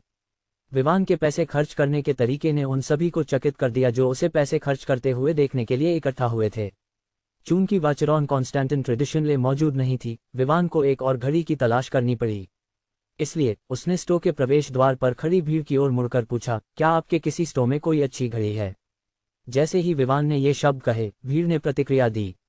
आखिरकार यह एक टाइकून था जो खर्च करना चाहता था। जो लोग घड़ी की दुकान के प्रभारी थे तुरंत आगे बढ़े। हमारे पास सीमित संस्करण की रोलेक्स है, इसे छोड़ दो। हमारे पास एक पैटेक फिलिप भी है। हमारे कार्टियर के पास भी एक है। सभी उपस्थित प्रबंधक इस अमीर आदमी को आकर्षित करने की कोशिश कर रहे थे। विवान ने शोर मचाते हुए भीड़ की ओर हाथ हिलाया और कहा, मैं एक ऐसा सूट चाहता हूं जो तुरंत उपलब्ध हो, वह जो मैं कल पहन सकूं। विवान के शब्द सुनकर उनमें से अधिकांश निराश हो गए। हालांकि अभी भी कुछ अच्छी घड़ियां थीं, वे सीमित संस्करणों के स्तर पर नहीं थीं। जैसे विवान पूछ रहा था, यह स्पष्ट था कि वह सीमित संस्करण की घड़ियां चाहता था। जब वे पीछे हट गए, एक महिला आगे बढ़ी और विवान से कहा, हैंडसम, हमारे पास एक है। मुझे लगता है कि आप वास्तव में भाग्यशाली हैं। इसे आज शाम को बंद होने पर भेजा जाने वाला था। विवान ने महिला की ओर देखा और जिज्ञासा से पूछा, यह किस ब्रांड की है? महिला ने अपनी मुद्रा को सीधा किया और कहा, मैं पैटेक फिलिप से हूँ। विवान ने सिर हिलाया। यह एक बुरा ब्रांड नहीं था और उन्होंने जो घड़ियां बनाई थीं वे उसकी पसंद के अनुसार अच्छी थीं। इसलिए वह महिला के साथ उसकी दुकान की ओर बढ़ा। अन्य लोग केवल अपनी दुर्भाग्य पर आहें भर सकते थे। साथ ही वे केवल उच्च अधिकारियों को दोष दे सकते थे कि उन्होंने इस दिन एक मॉडल को रखने की अनुमति दी। आखिरकार यह पैसे की बात थी, लेकिन वे केवल इसे चलते हुए देख सकते थे। दुकान में प्रवेश करने के बाद भीड़ ने उनका पीछा किया और प्रवेश द्वार पर खड़ी हो गई। और जब अन्य लोग जो अभी इस मंजिल पर आए थे ने यहाँ के दृश्य को देखा तो वे तुरंत उनके साथ शामिल हो गए। इसलिए पूरी मंजिल भीड़ से भर गई। अंत में मॉल के प्रबंधन को सतर्क किया गया और उन्हें यहाँ हो रही घटनाओं को देखने के लिए मजबूर होना पड़ा। वे दोनों आश्चर्यचकित और प्रसन्न थे कि उन्हें एक ऐसा अमीर ग्राहक मिल सकता है जो एक ही बार में 10 करोड़ रुपये से अधिक खर्च कर सकता है। विवान ने उसे प्रस्तुत की गई घड़ी को देखा। उससे पहले कुछ कहने से पहले प्रबंधक ने घड़ी का परिचय देना शुरू कर दिया। यह घड़ी पैटेक फिलिप नॉटिलस 5719 टेंस जी कहलाती है। वर्तमान में दुनिया में केवल 7 टुकड़े हैं। इनमें से 4 पहले ही बिक चुके हैं। इसमें स्वचालित यांत्रिक आंदोलन है। इसका कैलिबर 26-330 SC है। डायल पूरी तरह से 255 हीरे अप्रॉक्सीमेटली 1.36 कैरेट और 3 बैगुएट हीरे के घंटे के मार्कर अप्रॉक्सीमेटली 0.01 कैरेट और 18 के सोने की डायल प्लेट से भरा हुआ है। केस सफ़ेद सोने का है। इसमें एक स्क्रू डाउन क्राउन है। इसमें एक सफ़ायर क्रिस्टल केस बैक है। यह 120 मीटर तक जलरोधक है। इसका व्यास 10-4 बजे 40 मिलीमीटर्स और ऊंचाई 8.7 मिलीमीटर्स है। केस में 100 हीरे अप्रॉक्सीमेटली 0.69 कैरेट और 32 बैगुएट हीरे अप्रॉक्सीमेटली 5.51 कैरेट हैं। डायल पूरी तरह से 255 हीरे अप्रॉक्सीमेटली 1.36 कैरेट और 3 बैगुएट हीरे के घंटे के मार्कर अप्रॉक्सीमेटली 0.01 कैरेट से भरा हुआ है। ब्रेसलेट में 803 हीरे अप्रॉक्सीमेटली 3.55 कैरेट और 150 बैगुएट हीरे अप्रॉक्सीमेटली 7.52 कैरेट हैं। कुल मिलाकर इसमें 1343 हीरे अप्रॉक्सीमेटली 18.73 कैरेट हैं। स्ट्रैप के लिए यह नॉटिलस फोल्ड ओवर क्लैप है। महिला ने घड़ी का परिचय समाप्त किया और परिणामस्वरूप भीड़ में हलचल मच गई। क्या तुमने सुना? क्या एक शानदार और भव्य घड़ी है? सही है, पैटेक फिलिप ने अपने आप को पार कर दिया है। क्या पार कर दिया? यह एक सीमित संस्करण है। निश्चित रूप से यह आपकी सामान्य घड़ियों से बेहतर होना चाहिए। हे भगवान, क्या तुमने सुना कि घड़ी में कितने हीरे जड़े हुए हैं? हाँ, 1343 हीरे। यह बहुत है। केवल अगर मेरा बॉयफ्रेंड मुझे एक हीरे की अंगूठी दिला सके। भूल जाओ, तुम्हारा बॉयफ्रेंड तो बिल्कुल गरीब है। क्या तुम सोचते हो कि मुझे ऐसे हैंडसम और अमीर युवक के साथ जुड़ने का कोई मौका है? भूल जाओ। क्या तुमने कभी अपने आप को आईने में देखा है? केवल एक कुत्ता तुम्हारी प्रेमिका बनने के लिए सहमत हो सकता है। मेरा पहले से ही एक बॉयफ्रेंड है। यह इसलिए है क्योंकि वह एक कुत्ता है। दूसरे शब्दों में, वह एक कुत्ते की तरह व्यवहार करता है, कई लड़कियों के साथ घूमता है, यह भी नहीं जानता कि उसकी प्रेमिका कौन है। तुम __. विवान को इस बात की परवाह नहीं थी कि ये लोग क्या बात कर रहे हैं। उसने बस घड़ी को अपनी कलाई पर बांध लिया। यह उसे अच्छी तरह से फिट हुई। बाईं हाथ पर घड़ी का वजन महसूस करते हुए विवान को तुरंत लगा कि वह पूरा हो गया है। इसके बाद उसने प्रबंधक की ओर मुड़कर भुगतान पूरा करने के लिए काट दिया। चूंकि उसने पहले ही देखा था कि विवान ने बिना कीमत पूछे भुगतान किया था, महिला पूरी तरह से तैयार थी। इसलिए उसने कार्ड को स्वाइप किया और भुगतान पूरा किया। फिर तुरंत बाद उसने विवान को रसीद दी, कुल 11 करोड़ रुपये। विवान ने सिर हिलाया और रसीद प्राप्त की। फिर उसने मुड़कर बाहर जाने का निर्णय लिया। प्रबंधक उसे बताने ही वाली थी कि घड़ी के साथ एक मुफ्त उपहार है और पैकेजिंग अभी तक नहीं की गई है। अंत में विवान तेजी से बाहर निकल गया और शोर मचाते हुए भीड़ में प्रवेश कर गया। यहाँ तक कि अगर विवान जानता कि पैकेजिंग जैसी कोई चीज़ होती है तो भी वह इसकी परवाह नहीं करता। आखिरकार उसने घड़ी पहनने के लिए खरीदी थी, न कि इसे एक डिब्बे के अंदर छिपाने के लिए। भीड़ ने विवान को रास्ता दिया, जो वर्तमान में लुई वेटन स्टोर से बैग ले जा रहा था। वह बस वहां से निकलने वाला था जब उसने कई लड़कियों को देखा जो उसके साथ संपर्क बदलने की कोशिश कर रही थीं। लेकिन उसे एक पेट से भरे आदमी ने रोक लिया। वह आदमी पसीना बहा रहा था। स्पष्ट रूप से वह यहाँ विवान के पैसे खर्च करने की खबर सुनकर दौड़कर आया था। उसने विवान का अभिवादन किया और खुद को डिलॉयट मॉल का जनरल मैनेजर बताते हुए विवान को एक सुनहरा कार्ड दिया। क्या तुमने देखा? यह सुनहरा कार्ड है। तुम्हें क्या पता, उसने अभी 25 करोड़ रुपये से अधिक खर्च किए हैं। हाँ, सुनहरा कार्ड उन लोगों को दिया जाता है जिन्होंने मॉल में 10 करोड़ रुपये से अधिक खर्च किए हैं। चांदी और कांस्य कार्ड के बारे में क्या? मैंने देखा कि कोई उन्हें यहाँ आसानी से खरीदारी करने के लिए इस्तेमाल कर रहा था। हन्फ, कांस्य कार्ड उन लोगों के लिए है जिन्होंने 5 लाख रुपये खर्च किए हैं। चांदी का कार्ड उन लोगों के लिए है जिन्होंने 1 करोड़ रुपये से अधिक खर्च किए हैं। और सुनहरा कार्ड उन लोगों के लिए है जिन्होंने 10 करोड़ रुपये से अधिक खर्च किए हैं। मुझे अपमानित मत करो। क्या तुम्हारे पास कांस्य कार्ड भी है? तुम, कोई बात नहीं, हन्फ। विवान ने बिना किसी समस्या के कार्ड ले लिया। वर्तमान में उसने डिलॉयट मॉल में 30 करोड़ रुपये से अधिक खर्च किए थे। आखिरकार टारेन डिजाइनर्स डिलॉयट मॉल में स्थित था। अब उसने यूनिफॉर्म ऑर्डर के लिए 5 करोड़ रुपये खर्च किए थे। मॉल से बाहर निकलने के बाद विवान अपनी बेंटले कॉन्टिनेंटल जीटी में बैठा और हवेली की ओर बढ़ा। उसे अच्छी तरह से आराम करना था। उस रात उसे कुल 2,750,548 रुपये मिले। अंत में उसके खाते में कुल 272,304,252 रुपये जमा हुए, जिससे उसका कुल 672,785,379 रुपये हो गया। विवान अब इस पैसे की परवाह नहीं कर रहा था। उसे केवल ग्रॉसरी विभाग के स्थिरीकरण की चिंता थी। इसलिए उसने तय किया कि वह ग्रॉसरी विभाग के प्रबंधन को सोमवार को बिजनेस ओवरलॉर्ड बिल्डिंग भेजेगा। इस तरह नींव रखी जाएगी। अगली शाम विवान ने कश्मीर से बने नीले 3 पीस सूट को पहना। इसके साथ उसने उन जूतों को पहना जो उसने अल्फोंसो परिवार की हवेली में रहते हुए खरीदे थे। उसके चांदी के बाल पीछे की ओर कंघी किए गए थे, जिससे उसे एक सुरुचिपूर्ण लुक मिला और साथ ही एक आकर्षक और प्रभावशाली सीईओ का वाइब भी। आईने में अपने प्रतिबिंब को देखते हुए विवान ने खुद की तारीफ की कि वह कितना हैंडसम है। अब जब यह सब हो गया था तो उसके लिए बैंक्वेट में जाने का समय था। अपने हाथ में निमंत्रण पत्रों को देखते हुए विवान नहीं जानता था कि क्या करना है। आखिरकार वह केवल एक व्यक्ति था, लेकिन एंडरसन ने उसे 2 दिए थे। उस समय उसने इसे नहीं देखा था, लेकिन अब वह देख सकता था कि वहां 2 कार्ड हैं। एक गहरी सांस लेते हुए उसने अतिरिक्त कार्ड अपने साथ ले जाने का निर्णय लिया। इस बार उसने बुगाटी वेरॉन चलाने का फैसला किया। आखिरकार उसे यह कार इसीलिए नहीं दी गई थी कि वह गराज में पड़ी रहे। आज का कार्यक्रम ग्लेज होटल में आयोजित किया जा रहा था। शहर में सबसे बड़े होटल के रूप में यह स्पष्ट था कि इस तरह के बड़े कार्यक्रम का आयोजन ऐसे स्थान पर होना चाहिए जो उनकी प्रतिष्ठा के साथ मेल खाता हो।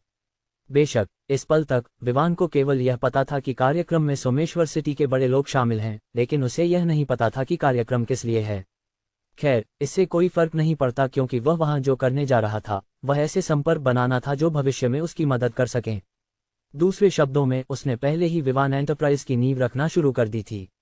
आखिरकार उसके हाथ में जितना भी पैसा हो, उसे जो कुछ भी चाहिए, उसके लिए उसे संपर्कों की आवश्यकता थी। यह इस तथ्य को ध्यान में रखते हुए था कि कुछ चीजें केवल पैसे से नहीं खरीदी जा सकती। आखिरकार कुछ चीजें ऐसी होती हैं कि विक्रेता केवल उन्हें उस व्यक्ति को बेच सकता है जिसे वह जानता है।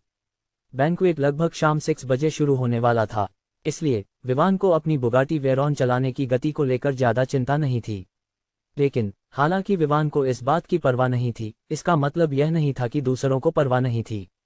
बुगाटी वेरॉन के सड़क पर आने से पहले ही इसे देखने वाले लोगों के बीच हलचल मच गई थी।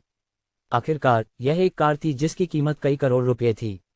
सड़क पर ड्राइवरों ने विवान के लिए रास्ता साफ करने की पहल की ताकि वे किसी भी दुर्घटना से बच सकें जिससे उन्हें बुगाटी वेरॉन को खरोंचने पर भुगतान करना पड़ सकता।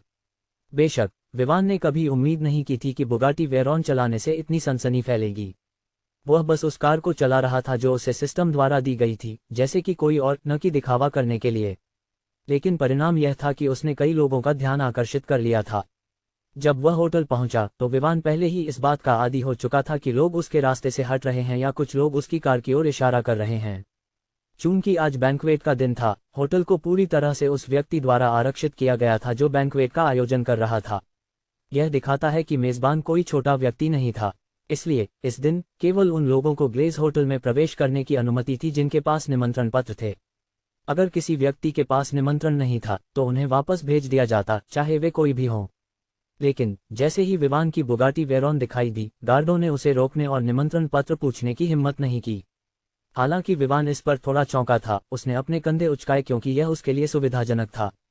वह चाहता था कि सभी लोग जो उसकी ओर देख रहे थे उनका ध्यान हट जाए। ग्लेज होटल का पार्किंग स्थल भूमिगत था। खुद ग्लेज होटल एक 8 मंजिला इमारत थी। ग्राउंड फ्लोर रिसेप्शन हॉल था। यह ठीक था ताकि अगर खाने की जगह भरी हो तो ग्राहक टेबल के खाली होने का इंतजार कर सकें। होटल की पहली मंजिल पर वह जगह थी जहां आम जनता भोजन कर सकती थी। दूसरी मंजिल पर निजी कमरे थे। ये निजी कमरे कुछ खास नहीं थे, सिवाय इसके कि वे गोपनीयता प्रदान करते थे। तीसरी, चौथी और पांचवी मंजिल पर वह जगह थी जहां ठहरने के कमरे थे। छठी मंजिल पर वहां वीआईपी स्तर के कमरे थे। सातवीं मंजिल पर एक बड़ा हॉल था जहां बैठकें और सम्मेलन आयोजित किए जाते थे। यह इतना बड़ा था कि कुछ समारोह जैसे कि आज का बैंक्वेट यहां आयोजित किया जा सकता था। आठवीं मंजिल पर वहां राष्ट्रपति सूट क्षेत्र था। छठी मंजिल पर केवल 4 कमरे थे। दूसरे शब्दों में पूरे ग्लेज होटल में केवल 4 राष्ट्रपति सूट थे। लिफ्ट लेकर ग्राउंड फ्लोर पर आते ही विवान ने पाया कि इस मंजिल पर पहले दिन की तुलना में ज्यादा भीड़ नहीं थी जब वह यहां सबरीना को खाने के लिए लाया था। जैसे ही वह लिफ्ट से बाहर आया, उसे उत्साही एंडरसन ने स्वागत किया। विवान, तुम पहले ही आ गए। मुझे लगा था कि तुम नहीं आओगे, एंडरसन ने कहा जबकि उसने विवान के कंधे पर हाथ रखा। बिल्कुल आना था, आखिरकार तुम लोगों ने मुझे यहाँ बुलाया था। और वैसे मुझे लगा कि बैंक्वेट शुरू होने में अभी 1 घंटा बाकी है। विवान ने एंडरसन को अजीब नजरों से देखते हुए जवाब दिया। एंडरसन की नजरें विवान के शब्दों और नजरों को नजरअंदाज करते हुए चारों ओर देखने लगी, जैसे वह किसी को खोजने की कोशिश कर रहा हो। कुछ समय तक देखने के बाद उसने विवान की ओर देखा और पूछा, तुम्हारा साथी कहाँ है? विवान इस सवाल की उम्मीद नहीं कर रहा था। सोमेश्वर सिटी में विवान के करीब केवल एक व्यक्ति था, वह था शंभू। लेकिन एंडरसन को बहुत अच्छे से पता था कि शंभू इस कार्यक्रम में नहीं आ सकता क्योंकि उसने इस्माइल के साथ एक शर्त लगाई थी। विवान केवल पूछ सकता था, कौन सा साथी? मुझे नहीं लगता कि मेरा कोई साथी है। विवान के जवाब ने एंडरसन की भौहों को थोड़ी सी चिढ़ा दी। फिर उसने विवान को ऐसे देखा जैसे वह एक अजीब प्रजाति हो जो अभी तक पहचानी नहीं गई। कुछ पल तक घूरने के बाद उसने पूछा, तुम्हारे पास आज रात के नृत्य के लिए कोई साथी नहीं है? तुम्हारे पास 2 निमंत्रण पत्र हैं, एक तुम्हारे लिए और दूसरा तुम्हारी महिला साथी के लिए। तुम किस नृत्य की बात कर रहे हो? क्या यह एक ऐसा अवसर नहीं है जिसमें शहर के बड़े लोग शामिल होंगे? विवान ने उलझन में पूछा। आखिरकार जब उसने निमंत्रण प्राप्त किया तो उसने उम्मीद नहीं की थी कि इस तरह का नृत्य और कुछ होगा। उसे यह सोचने का मौका मिला कि यह बस एक सामान्य बैंक्वेट था जहां लोग ज्यादातर समय मिलते और व्यापार पर चर्चा करते हैं। इसके अलावा जब वह महल छोड़ने वाला था तब उसने देखा कि उनके पास 2 कार्ड हैं।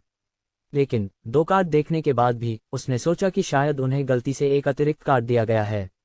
किसे पता था कि वे जानते थे कि उन्होंने 2 कार्ड दिए हैं। लेकिन फिर भी विवान के पास ऐसा कोई महिला साथी नहीं था जो उसे इस तरह के कार्यक्रम में अकम्पनी कर सके। वह तो एकल व्यक्ति था।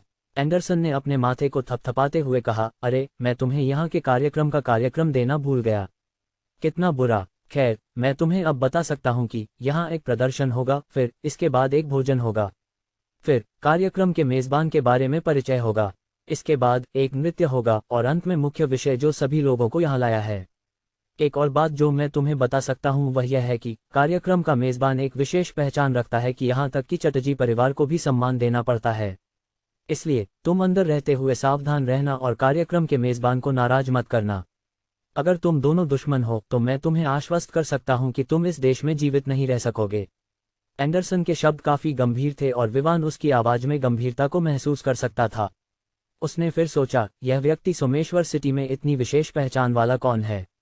लेकिन जब एंडरसन ने फिर से उसके नृत्य साथी के बारे में पूछा तो सभी विचार उसके मन से निकल गए। विवान ने सिर हिलाया और कहा कि वह नृत्य में भाग नहीं लेगा। इसका कारण यह था कि हालांकि उसे नृत्य में प्रशिक्षण मिला था, चूंकि उसने कभी किसी बैंक्वेट में भाग नहीं लिया था, उसने कभी भी कई लोगों के सामने नृत्य करने का अनुभव नहीं किया था। अब जब उसके पास कोई नृत्य साथी नहीं था तो उसके लिए चीजें आसान हो जाएंगी क्योंकि वह बस बैठकर चल रहे शो को देख सकता था। यह देखकर कि विवान नृत्य साथी के न होने के बारे में गंभीर था, एंडरसन ने उसके कंधे पर हाथ रखा और कहा, चिंता मत करो, मुझे यकीन है कि तुम वहां एक अच्छी लड़की पाओगे। तुम्हें काशिश के बारे में क्या लगता है? दूर हटो। विवान का जवाब सरल था, हाँ, मैं मजाक कर रहा था, चलो अंदर चलते हैं, एंडरसन ने हंसते हुए कहा। यह स्पष्ट था कि वह विवान की उपस्थिति में पहले की तुलना में काफी सहज हो गया था, और जैसे ही उसने ये शब्द कहे उसने विवान को उस लिफ्ट की ओर खींच लिया जो 7वीं मंजिल की ओर ले जाती थी। जब वे वहां पहुंचे तो विवान ने पाया कि कई लोग पहले से ही आ चुके थे, यहां तक कि विलियम, काशिश और अन्य भी पहले से ही आ चुके थे। जब उन्होंने देखा कि विवान एंडरसन के साथ आ रहा है तो वे उसके पास आकर उसका स्वागत करने लगे। इस बार हॉल को इस तरह से सजाया गया था कि कई टेबल और कुर्सियां एक अर्धवृत्त का निर्माण कर रही थीं। अर्धवृत्त के अंत में एक छोटा मंच था जिस पर वह मेजबान या वे लोग खड़े होने वाले थे जो कार्यक्रम में बोलने वाले थे। अर्धवृत्त के केंद्र में नृत्य क्षेत्र था। हॉल को अच्छी तरह से सजाया गया था और रोशनी की गई थी। हॉल की भव्यता उस स्तर पर थी जिसे विवान ने केवल तब देखा था जब वहां रॉय परिवार के महल में एक बैंक्वेट था। उस समय वह केवल पास से गुजर रहा था और उसने देखा कि हॉल कैसे सजाया गया था। अब वह अंततः एक बैंक्वेट का अनुभव कर सकता था। विवान सोमेश्वर सिटी के युवा लोगों के साथ बैठा था, लेकिन बेशक जिस बैठने के क्षेत्र में वह था वह शहर के अन्य बड़े लोगों से अलग था। चूंकि वह बड़े 5 के युवा लोगों के साथ बैठा था, वह स्पष्ट रूप से मंच के करीब था। जैसे जैसे अधिक से अधिक लोग आए, हॉल पूरी तरह से भर गया। और इस समय के दौरान जब वे इंतजार कर रहे थे, विवान ने इसका उपयोग इन युवाओं के साथ परिचित होने के लिए किया। उसने उनके गुणों और चरित्रों के साथ साथ उनके रिश्तों को जान लिया। हालांकि वे प्रतिस्पर्धा कर रहे थे, उनके बीच का रिश्ता काफी अच्छा था, लेकिन इसका मतलब यह नहीं था कि वे प्रतिस्पर्धा नहीं कर रहे थे। अगर कोई ऐसा अवसर होता जिसमें 5 में से किसी एक को लाभ उठाने की आवश्यकता होती, तो वे निश्चित रूप से प्रतिस्पर्धा करते ताकि उनका परिवार लाभ उठा सके। जैसे कि कहा गया था, बैंक्वेट समय पर शुरू हुआ। संगीत हॉल के अंदर गूंजने लगा। फिर एमसी ने यह बताना शुरू किया कि बैंक्वेट क्यों आयोजित किया गया था। उनके अनुसार यह सोमेश्वर सिटी में एक नए व्यक्ति का स्वागत करने के लिए था। लेकिन उन्होंने ज्यादा नहीं बोला क्योंकि बैंक्वेट आगे बढ़ा। विवान उन बड़े लोगों पर ध्यान केंद्रित कर रहा था जिन्हें विलियम और अन्य द्वारा पेश किया जा रहा था। उसने देखा कि हालांकि बैंक्वेट यहां आयोजित किया गया था, कुछ लोग ऐसे थे जो अन्य शहरों से यहां आए थे, स्पष्ट रूप से यहां संबंध बनाने के लिए। अरे अरे, हमारे पास यहां क्या है? जैसे ही विवान ने सोचा कि चीजें काफी अच्छी चल रही हैं, एक घमंडी आवाज ने उसे और समूह को पीछे मुड़कर देखने पर मजबूर कर दिया। काशिश ने जब देखा कि कौन बोला, तो उसने भौहें चिढ़ाई। यंग मास्टर गिरिश, मैंने देखा कि आप लोग यहाँ अच्छा समय बिता रहे हैं, इसलिए मैंने सोचा कि मैं आप लोगों में शामिल हो जाऊं। आप क्या सोचते हैं? ऐसा कहते हुए गिरिश उनके पास आया और एक कुर्सी पर बैठ गया जो एक युवा द्वारा खाली की गई थी। विवान ने देखा कि जैसे ही यह व्यक्ति आया, माहौल अच्छा नहीं था। उनके चेहरों से विवान ने पहले ही अनुमान लगा लिया था कि उनके बीच का रिश्ता अच्छा नहीं था। लेकिन जो बात उसे पता थी वह यह थी कि अगर कोई ऐसा व्यक्ति है जो इन 5 लोगों को चिढ़ा सकता है, तो उस व्यक्ति के पास एक ऐसा बैकग्राउंड होना चाहिए जो उसे समर्थन दे। ओह, मैं देख रहा हूं कि आपके पास एक और दोस्त है जो पहले ही आपके सर्कल में शामिल हो चुका है, गिरिश ने विवान की ओर देखते हुए कहा। लेकिन इस नज़र से विवान को पहले ही पता चल गया था कि यह व्यक्ति उसे नीचा दिखा रहा है। विवान ने भौहें चिढ़ाए। यह व्यक्ति यहाँ समस्याएं पैदा करने आया था, और जिस तरह से वह उसे देख रहा था, वह निश्चित था कि वह उसे इस्तेमाल करने की कोशिश करेगा और किसी तरह से परेशानी पैदा करेगा। लेकिन एक सवाल उसके मन में घूम रहा था, आखिरकार यह युवा कौन है जो सोमेश्वर सिटी के बड़े युवाओं के लिए परेशानी पैदा करने आया है? जैसे ही विवान के विचारों को भांपते हुए विलियम, जो विवान के बाईं ओर बैठा था, ने उसे फुसफुसाते हुए कहा, यह गिरीश मिश्रा है जो नीले शहर के मिश्रा परिवार का युवा मास्टर है। उसका परिवार नीले शहर का ओवरलॉर्ड है। हालांकि नीला शहर सोमेश्वर सिटी के समान स्तर पर है, उनके परिवार की संपत्ति चटर्जी परिवार से थोड़ी कम है, लेकिन यह स्तर हमारे मुकाबले पहले से ही ऊंचा है। लेकिन जब वह सोमेश्वर सिटी में आता है तो जाहिर है कि उसके पास उतना प्रभाव नहीं होता, इसलिए वह हमें दबाने के लिए केवल रेसिंग का सहारा ले सकता है। हमारे शहर की युवा पीढ़ी में कोई भी उसे हरा नहीं सकता। विवान ने इस युवा के बैकग्राउंड के बारे में सुनकर काफी आश्चर्य महसूस किया। वह खुद को रोक नहीं सका और पूछा, क्या वह इतना शानदार है? बिल्कुल, वह है, लेकिन यह केवल हमारे जैसे शौकिया लोगों के लिए लागू होता है। आपके जैसे पेशेवर के लिए वह निश्चित रूप से उसकी तुलना नहीं कर सकता। विलियम ने हंसते हुए जवाब दिया। इस समय गिरीश, जो दूसरों के साथ बहस कर रहा था, ने फिर से विवान की ओर ध्यान दिया। फिर उसने घमंड से कहा, दोस्तों, आपने मुझे इस दोस्त से परिचित नहीं कराया जो हाल ही में आपके सर्कल में शामिल हुआ है। मुझे यकीन है कि जो भी आपके सर्कल में शामिल होता है उसके पास क्षमताएं होती हैं, है ना? जब विलियम ने यह सुना तो उसने एक पल के लिए भौहें चिढ़ाई, लेकिन अगले ही पल उसका चेहरा हल्का हो गया। एक चालाक मुस्कान के साथ उसने कहा, यंग मास्टर गिरीश, आप हमें बहुत अच्छे से जानते हैं। यह विवान है, और निश्चित रूप से उसके पास ऐसी क्षमताएं हैं जिनकी तुलना आप नहीं कर सकते। गिरीश, जो एक पल पहले ही गर्व से मुस्कुरा रहा था, विलियम के शब्द सुनकर भौहें चिढ़ाने लगा।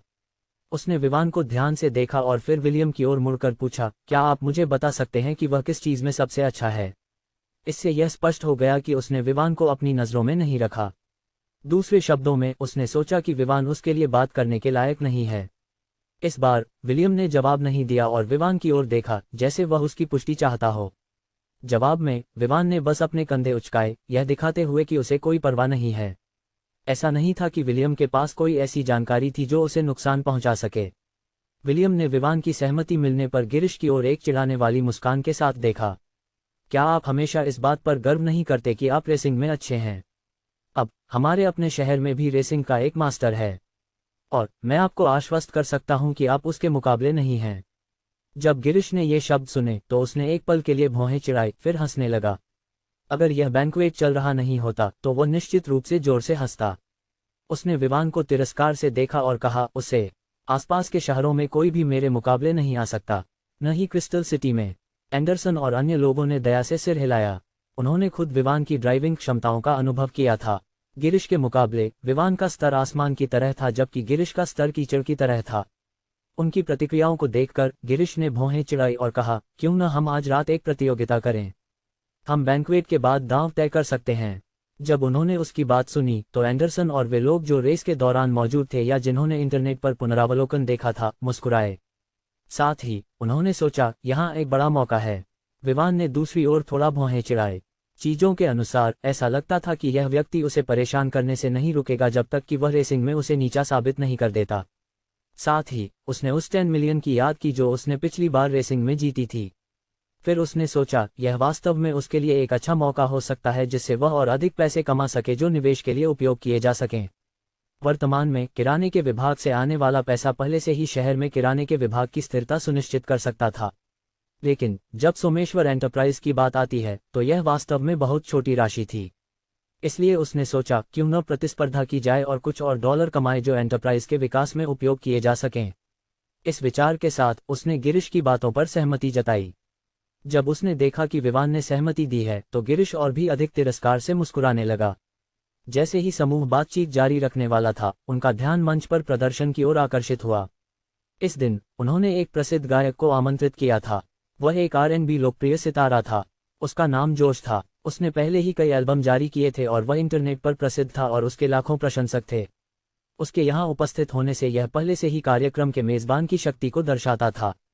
आखिरकार इस तरह के बड़े सितारे को आमंत्रित करने के लिए न केवल पैसे की आवश्यकता होती है बल्कि प्रतिष्ठा और संपर्क भी चाहिए। आखिरकार सेलिब्रिटीज हमेशा इस या उस काम में व्यस्त रहते हैं। उनके व्यस्त कार्यक्रम में समय निकालने के लिए एक ऐसे व्यक्ति की आवश्यकता होती है जिसके पास पैसे से अधिक हो। विवान भी R&B का प्रेमी था, इसलिए उसने मंच पर प्रदर्शन की ओर ध्यान केंद्रित किया और गिरिश के अगले कहने वाले शब्दों को अनदेखा कर दिया। जोश द्वारा इस अवसर के लिए चुने गए गाने न केवल मनोरंजक थे बल्कि आज की सेटिंग के साथ भी बहुत अच्छे से मेल खाते थे। इससे यह स्पष्ट हो गया कि जोश एक ऐसा व्यक्ति था जिसने बड़े लोगों के साथ कई बैंक्वेट में भाग लिया था। लेकिन यह अपेक्षित था क्योंकि वह वर्तमान में संगीत उद्योग में एक बड़ा सेलिब्रिटी था। उसने जो गाने गाए वे न केवल उन नैतिकताओं के अनुसार थे जिन्हें अधिकांश लोग पसंद करते थे, बल्कि उनमें कुछ ऐसे सबक भी थे जो सीखे जा सकते थे। यही कारण था कि हालांकि वहां कई वृद्ध पुरुष और मध्य आयु के पुरुष और महिलाएं उपस्थित थे, कोई भी कलाकार के चयन पर शिकायत नहीं कर रहा था। लेकिन फिर भी कौन मेजबान के चुनाव पर शिकायत करने की हिम्मत करेगा? प्रदर्शन के बाद भोजन परोसा गया। भोजन से निकलने वाली स्वादिष्ट खुशबू ने तुरंत वहां उपस्थित कुछ मेहमानों के पेटों को हल्का सा गड़गड़ाने पर मजबूर कर दिया। हालांकि उनमें से कुछ पहले ही यहां आने से पहले खा चुके थे, वे इस तरह के स्वादिष्ट भोजन के प्रलोभन का विरोध नहीं कर सके। भोजन से यह स्पष्ट था कि होटल के रसोई कर्मचारियों ने इस भोजन को तैयार करने में अधिक प्रयास किया था। यहां तक कि इसे परोसने का तरीका भी कला और कौशल का संकेत था। यह वास्तव में एक 5 स्टार होटल की परिभाषा थी। यहाँ सियोप्पिनो, क्रैब केक, ऑयस्टर रॉकेफेलर और क्लैम चाउडर जैसे समुद्री भोजन थे। अन्य प्रकार के खाद्य पदार्थों में कई खाद्य पदार्थ चिकन, मांस या पोर्क से बने थे। सलाद और सब्जियां भी परोसी गईं। एक व्यक्ति सोच सकता है कि कई अन्य प्रकार के खाद्य पदार्थ हैं जिनमें विभिन्न प्रकार के पेय शामिल हैं। इस समय के दौरान लोग खुद को परोसते थे। नहीं, इसे सटीक रूप से कहें तो वे वही खाते थे जो उन्होंने चुना। वहां वेटर थे जो परोसने का काम कर रहे थे। किसी को केवल यह बताना था कि वह क्या चाहता है और भोजन परोसा जाएगा और उनके पास लाया जाएगा। भोजन के मामले में विवान बिल्कुल भी सज्जन नहीं था। वह अपने पसंद के अनुसार या जो उसे प्रभावित करता था खाता था। उसने यहाँ उपस्थित कई खाद्य पदार्थों का पहले कभी परीक्षण नहीं किया था, इसलिए उसने इस मौके का उपयोग करने का निर्णय लिया और उनमें से कुछ का परीक्षण किया। लेकिन बेशक वह कुछ ऐसे खाद्य पदार्थों को मिलाने की हिम्मत नहीं करेगा जो उसके पेट को खराब कर दें। इसके अलावा वह अपनी सीमाओं को जानता था और इन सभी लोगों के सामने खुद को शर्मिंदा करने की हिम्मत नहीं करता था। आखिरकार अगर यह केवल भोजन के बारे में था तो वह होटल वापस आकर और अधिक प्राप्त कर सकता था। भोजन के दौरान वह विलियम और बाकी लोगों के साथ बैठा था। गिरीश पहले ही चला गया था और कई लड़कियों को ढूंढने में व्यस्त था। यही एक प्लेबॉय की जिंदगी है। आखिरकार उसका परिवार नीले शहर में हावी था। नतीजतन वह घमंडी हो गया और जो चाहता था उसे पाने की आदत डाल ली। लेकिन यहाँ वह बहुत अधिक संयमित था, क्योंकि न केवल यह उसका घरेलू मैदान नहीं था, बल्कि बैंक्वेट का मेजबान एक बड़ा व्यक्ति था जिसके पास एक बड़ा बैकग्राउंड था। जब वे खा रहे थे तो वे धीरे धीरे इस बारे में चर्चा करने लगे कि गिरीश से उन्हें क्या मिलेगा जब वह शर्त हार जाएगा। उनके अनुसार यह एक निश्चित शर्त थी। भोजन के दौरान विवान ने इधर उधर देख रहे थे जब उसकी नज़र एक आकृति पर ठहर गई जो मंच की ओर जाने वाले दरवाजे के करीब थी। हालांकि उसने उसे केवल 2 बार देखा था, वह अभी भी उसकी आकृति को याद कर सकता था। उसकी पीठ को देखते हुए विवान फिर से मंत्रमुग्ध हो गया। फिर उसने सोचा, क्या यह भाग्य है जो उन्हें एक साथ ला रहा है, या यह केवल एक संयोग है कि वे बार बार मिल रहे हैं। जैसे ही उसने अपनी नज़रें महसूस की, महिला ने मुड़कर सीधे उसकी आंखों में देखा, और बस ऐसे ही दोनों एक दूसरे को घूरने लगे। दोनों के मन में अपने अपने विचार चल रहे थे। विवान का मन दौड़ रहा था। यह सब और भी अजीब होता जा रहा था। अब वह सोच रहा था कि जब भी वह इस महिला का सामना करता है तो उसे ऐसी भावनाएं क्यों महसूस होती हैं जो उसने पहले कभी अनुभव नहीं की थीं। यह नहीं था कि विवान ने खूबसूरत महिलाओं से नहीं मिला, बिल्कुल नहीं। काशिश, जो उसके पास ही बैठी थी, उसे एक सुंदरता माना जाता था। तो वह अपने आप से सोच रहा था कि इस महिला में ऐसा क्या खास था कि हर बार जब वह उससे मिलता उसका मन और दिल तेजी से धड़कने लगता। विवान अभी भी उसे ध्यान से देख रहा था जब उसे एंडरसन के सवाल का सामना करना पड़ा। विवान, तुम किस चीज को देख रहे हो? विवान ने उसे एक पल के लिए देखा और फिर अपनी नज़र दरवाजे की ओर मोड़ दी। अंत में उसने पाया कि महिला पहले ही जा चुकी थी।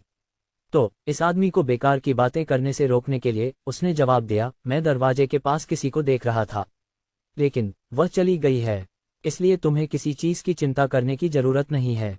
क्या मतलब है चिंता न करने का?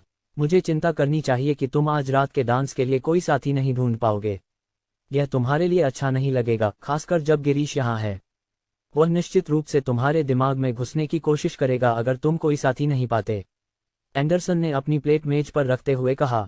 फिर उसने उन लोगों की ओर देखा जो खाने में व्यस्त थे और बातचीत कर रहे थे। उसने सिर हिलाते हुए कहा, यहाँ हर किसी के पास एक साथी है। उस मोटे आदमी को देखो, देखो उस खूबसूरत लड़की को, वह उसकी साथी है। उस पतले आदमी को देखो, तुम उस गोल मटोल महिला को देख रहे हो, वह उसकी पत्नी है। तो अगर तुम कोई साथी नहीं ढूंढ पाते और सभी डांस फ्लो पर चले जाते हैं तो तुम अकेले रह जाओगे। इसके अलावा अगर सभी डांस फ्लो पर हैं तो सभी तुम्हें देख सकते हैं जो बैठे हुए हैं जबकि दूसरे नाच रहे हैं। एंडरसन ने बात जारी रखी जबकि विवान की अजीब नज़रों को नज़रअंदाज करते हुए। मैंने पहले सोचा था कि कोई अच्छी लड़की होगी जो यहाँ बिना साथी के आई होगी। अंत में ऐसा लगता है कि वे सभी जोड़ी में आने के लिए सहमत हो गए। ओह, मैं भूल गया, हम जोड़ी में आने के लिए सहमत हुए थे। एंडरसन ने ये शब्द कहते हुए मुस्कुराया। विवान ने अपने आप से सोचा कि क्या यह आदमी उसकी मदद करने आया है या उसे चिढ़ाने के लिए, लेकिन अंत में उसके पास कहने के लिए कोई शब्द नहीं था। तुम लोग क्या बात कर रहे हो? विलियम, जो किसी तरह उनके पास आ गया था, ने जिज्ञासा से पूछा। विवान के पास आज रात के डांस के लिए कोई साथी नहीं है। एंडरसन ने हंसते हुए जवाब दिया। क्या उसके पास कोई साथी नहीं है? मैंने सोचा कि हमने उसे 2 कार्ड दिए थे। विलियम ने विवान को आश्चर्य से देखते हुए पूछा। क्या तुमने इस समय उसके बगल में किसी को बैठे देखा? इस्माइल ने पूछा। वह ऐसा व्यक्ति नहीं था जो ज्यादा बोलना पसंद करता था क्योंकि वह चिड़चिड़ा था, और जब समूह ने अचानक एकत्र होना शुरू किया तो विवान को चुप्पी का अनुभव हुआ। उसने फिर सोचा, क्या किसी बैंकेट में साथी न होना एक पाप है? ओह, अब जब तुमने इसका जिक्र किया, मैंने विवान के बगल में किसी को नहीं देखा।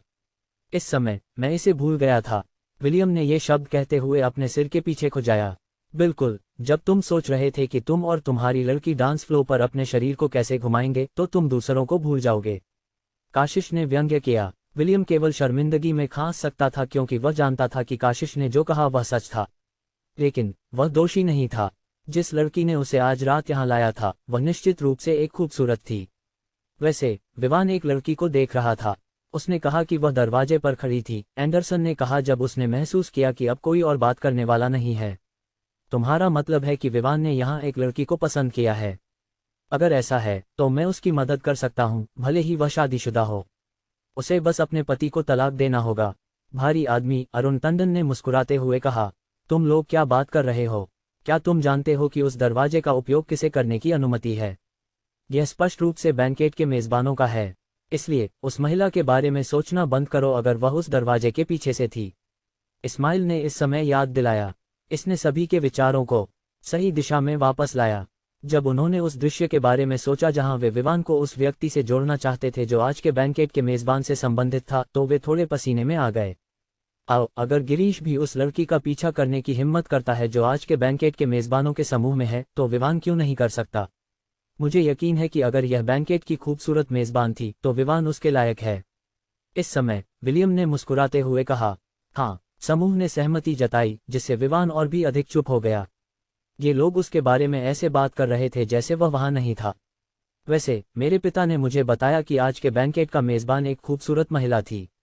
उन्होंने कहा कि हमारे परिवार की वर्तमान स्थिति के साथ मैं उसे नाराज नहीं कर सकता। न ही चटर्जी परिवार ऐसा कर सकता है। एंडरसन ने कहा, वह एक खूबसूरत है। कहे, सही समय पर वह निश्चित रूप से विवान की महिला होगी। के विवान, हम तुम्हारे साथ हैं जब तुम उस महिला को पाओगे। विलियम ने मजाक में कहा। विवान के गहरे होते चेहरे को देखकर किसी कारण से समूह उत्साहित हो गया और विवान को और भी चिढ़ाने का फैसला किया। आज के लिए मेजबान पहले डांस करेगा जब तक अन्य लोग शामिल नहीं हो जाते। तो विवान, बेहतर है कि तुम पहले से तैयार हो जाओ। सही। वैसे होटल आरक्षित था। मुझे यकीन है कि तुम यहाँ एक प्रेसिडेंशियल सूट बर्दाश्त कर सकते हो। तो तुम बस उसे यहाँ एक कमरे में ले जा सकते हो। कहे, विवान, मैं तुम्हारी मदद कर सकता हूँ कि तुम इस बैंकेट में शामिल हो जाओ। क्या सगाई? उन्हें सीधे शादी कर लेनी चाहिए। कौन सी महिला विवान के आकर्षण का विरोध कर सकती है? विवान को लगा कि उसे बस उठकर इन लोगों के सिर पर कुछ मुक्के मारने चाहिए ताकि वे सही सोचने लगें। वह अभी बोलने ही वाला था जब एमसी ने कहा, तो तुम लोग तैयार रहो क्योंकि आज के बैंकेट की मेजबान नहीं, आज की मेजबान मंच पर आने वाली है 5 मिनट में। 1 सेकंड भी नहीं। इन शब्दों को सुनकर हॉल में लोग हिलने लगे। विवान और अन्य अपनी जगह पर लौट आए। उन्होंने तुरंत विवान के साथी के मामले को अलग रख दिया और मेजबान को देखने के बारे में सोचना शुरू कर दिया। एक खूबसूरत, एक अमीर खूबसूरत, एक व्यावसायिक दिमाग वाली महिला। यह एक अच्छी महिला थी, एक अच्छी पत्नी जो परिवार को उठाने में मदद कर सकती थी, न कि गिराने में। जैसे ही वे अपनी सीटों पर पहुंचे, गिरीश फिर से आया। इस बार वह विवान के दाएं ओर एक कुर्सी पर बैठ गया। विवान के बाएं एंडरसन था। स्पष्ट रूप से वह विवान के साथ परेशानी करने आया था। जब उसने सुना कि विवान को दूसरों से प्रशंसा मिली है तो वह उसे दबाने का कोई तरीका खोजने की कोशिश कर रहा था। लेकिन निश्चित रूप से वह सीधे मुद्दे पर नहीं जाएगा। इसके बजाय उसने एक और कोण से शुरू करने का फैसला किया। कि विवान, तुम्हारी डांसिंग पार्टनर कौन है आज रात? विवान अब इससे थक चुका था। क्यों हर कोई डांस के प्रति इतना जुनूनी था? क्या यह सिर्फ एक डांस नहीं था? लेकिन फिर भी उसने ईमानदारी से जवाब दिया, मेरे पास आज रात के लिए कोई साथी नहीं है।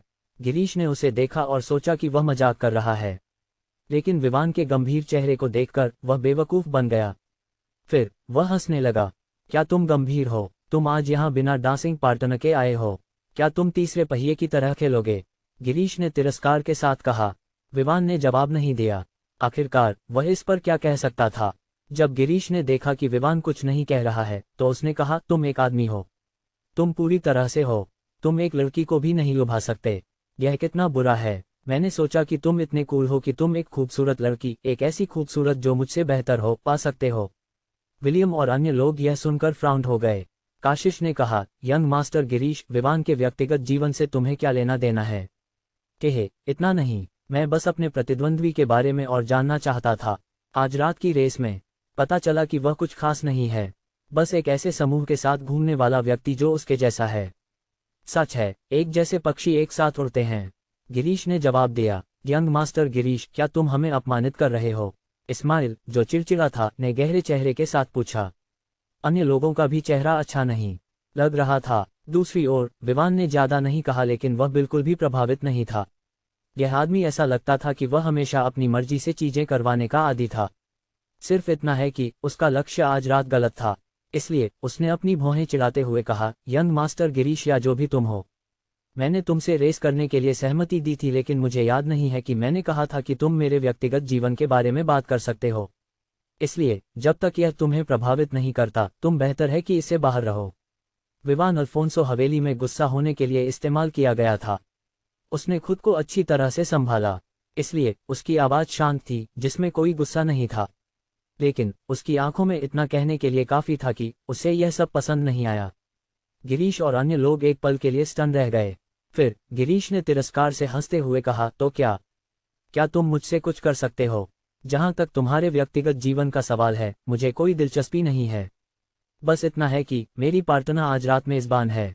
दूसरे शब्दों में, यह ऐसा है जैसे मैं इस कार्यक्रम का मेजबान हूं। मेरे बैंकेट में मैं नहीं चाहता कि कोई भटकता कुत्ता हो। गिरीश के शब्दों ने तुरंत भीड़ को उत्तेजित कर दिया। पहले उसने स्पष्ट रूप से कहा था कि विवान और विलियम और अन्य सभी एक जैसे हैं, एक ही पंखों के पक्षी। अब जब वह विवान को एक भटकते कुत्ते के रूप में संदर्भित कर रहा था, तो यह स्पष्ट था कि वह पूरे समूह का अपमान कर रहा था, जैसे कि वे सभी भटकते कुत्ते हों। एंडरसन और अन्य सोमेश्वर सिटी के प्रतिष्ठित बड़े 5 परिवारों से थे। जब वे मजाक कर रहे होते थे तो आमतौर पर उन्हें अपने साथियों का सम्मान मिलता था। यहाँ तक कि शंभू, जो चटर्जी परिवार से था, जो तिवाल परिवार से कहीं बड़ा था, कभी भी उन्हें गिरीश की तरह नहीं ट्रीट करता था। जहां तक उसके शब्दों का सवाल था कि उसकी आज रात की साथी मेजबान थी, समूह ने उसे अनदेखा कर दिया जब उसने कहा कि विवान एक भटकता कुत्ता है। हालांकि विवान की सहनशीलता बहुत अधिक थी, लेकिन वह हमेशा सहन करने की एक सीमा होती है। यहाँ तक कि रॉय परिवार में उसके आधे भाई बहन अपनी सीमाओं को जानते थे। नए विवान के चरित्र को वे अच्छी तरह से जानते थे क्योंकि वह अपने बचपन से रॉय परिवार में था। वह उनमें सबसे छोटा था और नतीजतन उन्होंने उसे बड़े होते देखा था। इसलिए हालांकि वे उसके खिलाफ थे, उन्होंने कभी भी ऐसा कुछ नहीं किया जिससे विवान खुलकर गुस्सा हो जाए। वे आमतौर पर यह सब गुप्त रूप से करते थे और फिर विवान का अनुमान लगाने का इंतजार करते थे कि इसके पीछे कौन था। अंत में, जब तक विवान के पास यह साबित करने के लिए कोई सबूत नहीं था कि वे अपराधी थे, वह उन्हें नाम नहीं दे सकता था। लेकिन अब कोई था जिसने उसके चेहरे पर सीधे कहा कि वह एक भटकता कुत्ता है, और इससे वह गुस्से में आ गया। वह मजाक सहन कर सकता था लेकिन सीधे अपमान को सहन नहीं कर सकता था। उसके चारों ओर का तापमान तेजी से गिर गया। जो लोग उसके आसपास थे, वे विवान के मूड को ठीक से नहीं समझ पाने के कारण कांपने लगे। यहाँ तक कि गिरीश को भी उस समय ठंड का एहसास हुआ जब उसने देखा कि विवान का मूड ठीक नहीं है। उसे नहीं पता था कि वह विवान के गुस्से भरे चेहरे से क्यों डर रहा है, लेकिन यह एक ऐसा डर था जो उसने बिना किसी कारण के अनुभव किया। ब्लू सिटी के एक युवा मास्टर के रूप में उसने स्पष्ट रूप से कई गुस्से भरे चेहरों को देखा था, लेकिन इस बार यह पहली बार था जब उसने एक बिना भाव के चेहरे को देखा, लेकिन ठंडी आंखें। जब उसने अपने आप को संभाला तो वह अभी बोलने ही वाला था कि भीड़ में हलचल मच गई। समूह के सभी लोग तुरंत मंच की ओर मुड़ गए। एमसी पहले से ही वहां था क्योंकि उसने जो 5 मिनट का समय दिया था उसमें केवल कुछ सेकंड बचे थे। अब आज के बैंकेट की मेजबान श्रीमती दामिनी का स्वागत करें। जैसे ही ये शब्द एमसी के मुंह से निकले, मंच के पीछे का दरवाजा खुला और एक बहुत ही परिचित महिला, जो विवान के लिए जानी पहचानी थी, मंच पर आई। विवान को अभी भी इस महिला की याद थी क्योंकि वह उन 2 बार वहां थी जब उसने उस महिला को देखा था जिसके बारे में उसे लगता था कि उनके बीच कुछ संबंध या भाग्य है। वह हमेशा उसके साथ होती थी, आज के दिन को छोड़कर जब उसने उसे दरवाजे के पास अकेले देखा। जहां तक उनके बीच के रिश्ते का सवाल था, विवान अब इसके बारे में निश्चित नहीं था। पहले उसने उस लड़की को मैडम कहा था, लेकिन अब वह उसकी उपस्थिति में एक कार्यक्रम की मेजबान थी। विवान इसे बिल्कुल भी नहीं समझ पा रहा था। हन्फ, वे किसे धोखा देने की सोच रहे हैं।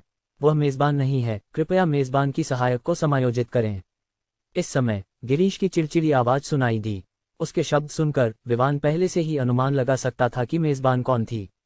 यह उसे ही होना था। दामिनी के उस लड़की के प्रति व्यवहार से विवान बता सकता था कि वह एक निम्न स्थिति में थी, और वह स्पष्ट रूप से कार्यक्रम की मेजबान नहीं थी। जब उसने उसे देखा, विवान ने देखा कि दामिनी काफी खूबसूरत थी। रेटिंग में 190 रेटेड खूबसूरती हो सकती थी, लेकिन यह स्पष्ट रूप से वह अतिशयोक्ति नहीं थी जो एंडरसन ने पहले उल्लेख की थी। जैसे ही विवान ने उसके प्रश्नात्मक नज़र को महसूस किया, एंडरसन ने बस अपने कंधे उचका दिए। उसने पहले उस महिला को नहीं देखा था, तो वह कैसे जान सकता था कि कौन कौन है। इसी समय विवान ने देखा कि उपस्थित बड़े लोगों के बीच कुछ था। उनके चेहरे पर शिकन थी। यह स्पष्ट था कि वे इसकी उम्मीद नहीं कर रहे थे। यह विवान को तुरंत बता रहा था कि मेजबान बदल गई थी और वह नहीं आने वाली थी।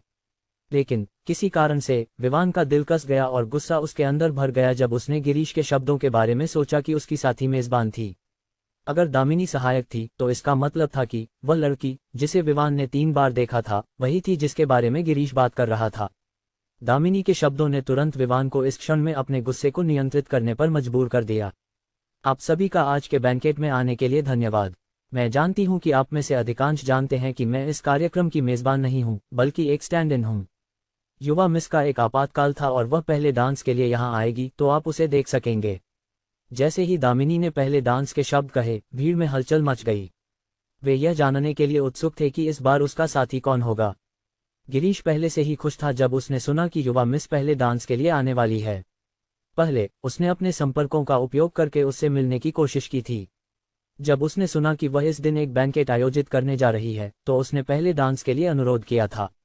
अंत में उसने उसे सकारात्मक उत्तर नहीं दिया। उसने स्पष्ट रूप से अनुरोध को अस्वीकार कर दिया था। यहाँ तक कि जब वह उसके साथ डांस करने की बात कर रहा था, वह सब बकवास थी। वह विवान को दबाने के लिए इसका उपयोग करना चाहता था। अंत में किसे पता था कि जैसे ही उसने मेरे हॉल में होने का एहसास किया, वह तुरंत इसके लिए सहमत हो गई। तस्क तस्क, ऐसा लगता है कि मैं अभी भी उतना ही आकर्षक हूँ, गिरीश ने अपने आप से सोचा। दूसरी ओर विवान अपने भावनाओं को बिल्कुल भी समझ नहीं पा रहा था। उसने केवल उसे 3 बार देखा था, न तो उन बारों में उन्होंने एक दूसरे से एक शब्द भी कहा था।